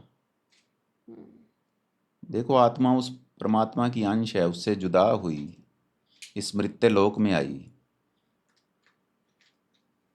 तो जब वो इस शरीर के अंदर उसने प्रवेश किया तो कहाँ, महाराज कहा करते थे कि आत्मा और मन की बैठक आंखों के पीछे है, जिसे अंड कहते हैं। आंखों से ऊपर के हिस्से को ब्रह्मांड कहते हैं संत महात्मा। आंखों के बीच के स्थान को अंड कहते हैं। आंखों से नीचे के स्थान को पिंड कहते हैं। आत्मा और मन की जो निज बैठक है वो आंखों के पीछे है। यहां से आत्मा मन का साथ लेकर फिर 6 चक्कर हैं, गुदा चक्र, इंद्री, नाभि, हृदय, कंठ, छठा आज्ञा चक्र। 9 द्वार हैं, 2 आंखें, कान के सुराग, नाक के सुराग, मुंह, 2 इंद्रियों के सुराग। 6 चक्कर और इन 9 द्वारों के जरिए मन के साथ ये सारे संसार में फैल गई। अब अगर वापिस उससे मिलाप पाना है तो ये पूरा प्रोसेस फॉलो करना पड़ेगा। अपने ख्याल को, जो जहान में फैल गया, सारी जगत में फैला हुआ है, एकत्रित करना पड़ेगा। यही मेडिटेशन यही काम करता है। समेट के आपको पहले बाहर से अंदर, नीचे से ऊपर की ओर, चक्कर दर चक्कर सिमरन के द्वारा अपने ख्याल को वापिस आंखों के ऊपर चढ़ाना होगा। वहां फिर अंदर हो रही वो आवाज जब सुनाई देगी, उस आवाज को पकड़कर शब्द शब्द पौड़ी पे चढ़कर पहुंचो सचखंड सतनाम। ये तरीका है, उस शब्द को पकड़कर हम वापस अपने असली घर, असली ठिकाने पर पहुंच सकते हैं। जब इंसान की मृत्यु होती है तो शरीर से तो आत्मा निकल जाती है, जो जमीन पे पड़ा हुआ एकमात्र शरीर है बस। तो क्या आत्मा तुरंत दूसरी बॉडी में प्रवेश ले लेती है एज पर कर्मास, जो उसके इस जन्म में अच्छे बुरे कर्मास हुए हैं, या एक टाइमलाइन होती है, उसका फल भुगतना पड़ता है, उसके बाद आपको एक नया जीवन मिलता है? देखो, सनातन मत के मुताबिक 13 दिन का आ जाता है। करेक्ट। तो ये तो बात गुरु नानक देव जी की बात मुझे याद आती है कि एवड उच्चा होवे कोई, तिस उच्चे को जाने सोई। उसकी क्या प्रक्रिया है, उसका क्या तरीका है, ये तो उस तक पहुंच कर ही समझ आएगा। चोले तो बदलते हैं इसके, एक चोले से दूसरे चोले में तो जाती है। अब ये भी डिपेंड करता है ना कि वो कौन सी रूह है, उसके लिए फिर वैसा गर्भ होना चाहिए। वो तैयार है या नहीं है, वो हो सकता है किसी मंडल पर रोका जाए। अब ये जितने अवतारी पुरुष आते हैं, संत महात्मा इस जगत में आते हैं, वो किसी आम गर्भ के जरिए तो नहीं आते। भगवान कृष्ण के लिए बिल्कुल गर्भ भी तो वैसा ही चाहिए ना। वैसा ही। भगवान राम को जन्म देने के लिए गर्भ भी तो ऐसा चाहिए। ऐसी वैसी जगह तो नहीं होंगे ना वो पैदा। तो ये उसका सिस्टम है। जब उस तक पहुंचेंगे तब इन चीज़ों को अच्छे से समझ पाएंगे। अभी तो हम एस्टीमेट लगा सकते हैं, अंदाज़ा लगा सकते हैं। एस्टीमेट कभी एक्यूरेट नहीं होता, क्योंकि किसी को इसका या प्लस होगा या माइनस होगा। एक और बहुत कॉमन क्वेश्चन कि कहा जाता है कि जो भी आप कमाएं, अपनी कमाई का 1/10वां हिस्सा आपको दान में देना चाहिए, अच्छे कामों में देना चाहिए। अब कभी कभी हम लोग गाड़ी में बैठे हैं, ट्रैफिक में खड़े हैं, कोई मांगने वाला आ गया, तो इनिशियली क्या होता था कि I will share my experience कि हम लोग गाड़ी में से छुट्टे पैसे निकाले और पकड़ा दिया उनके हाथों में।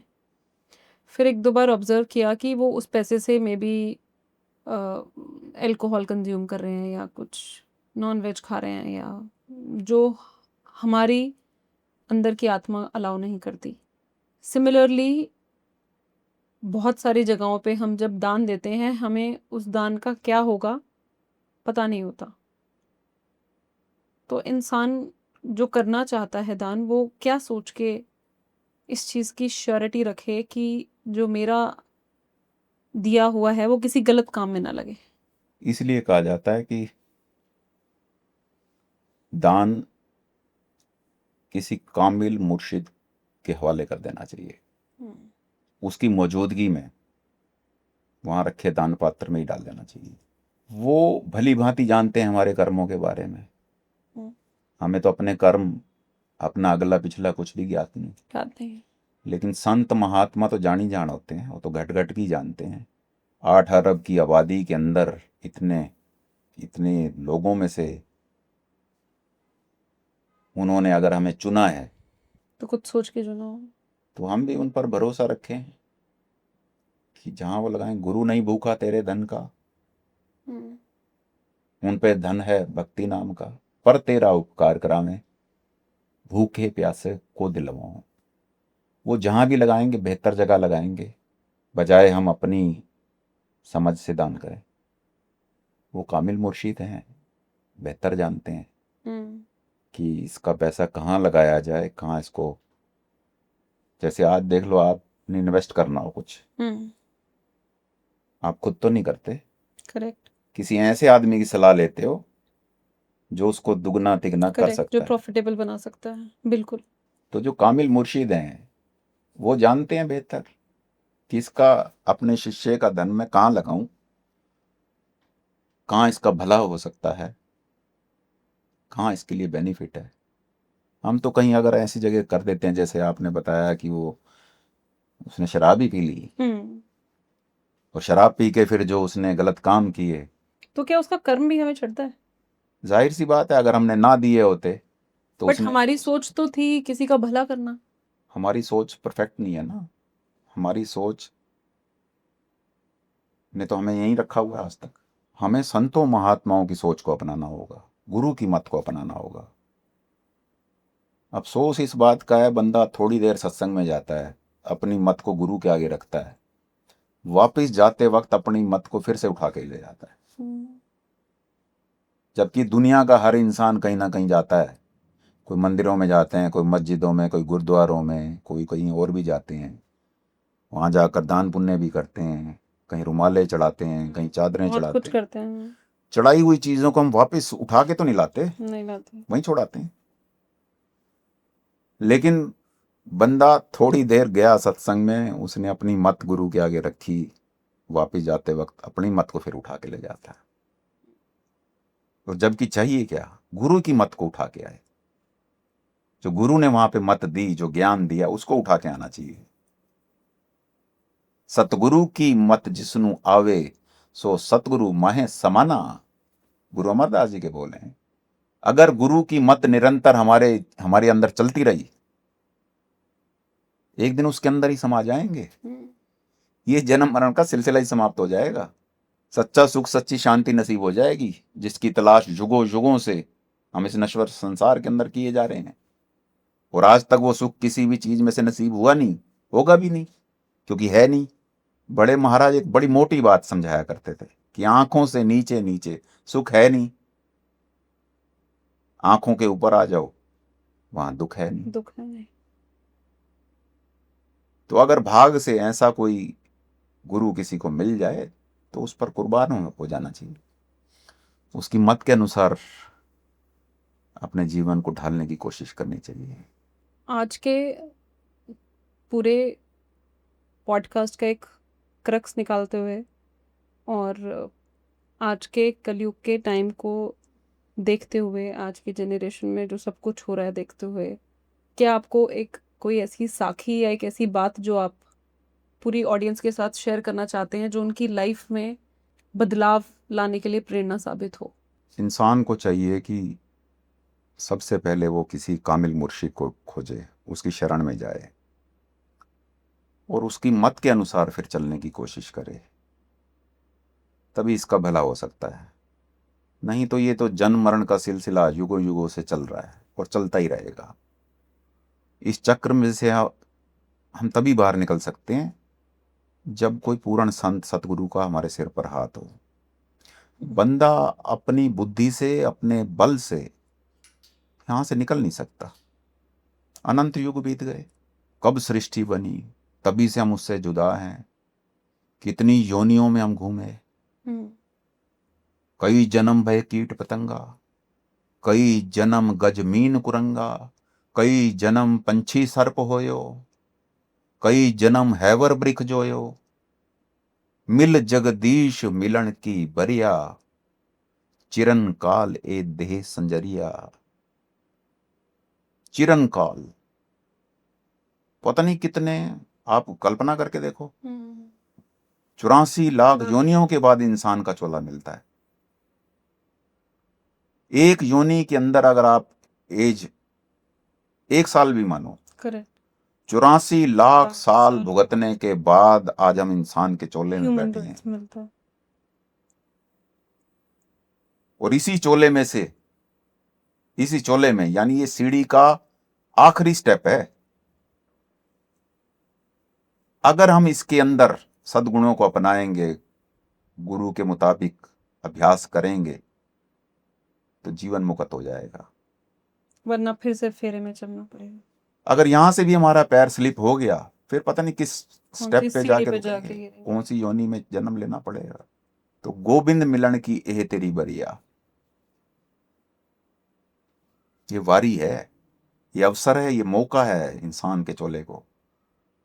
लेकिन अफसोस इस बात पर होता है कि इतना अनमोल अवसर पाने के बाद कहते हैं इस देही को सिमरें देव, सो देही भज हर की सेव।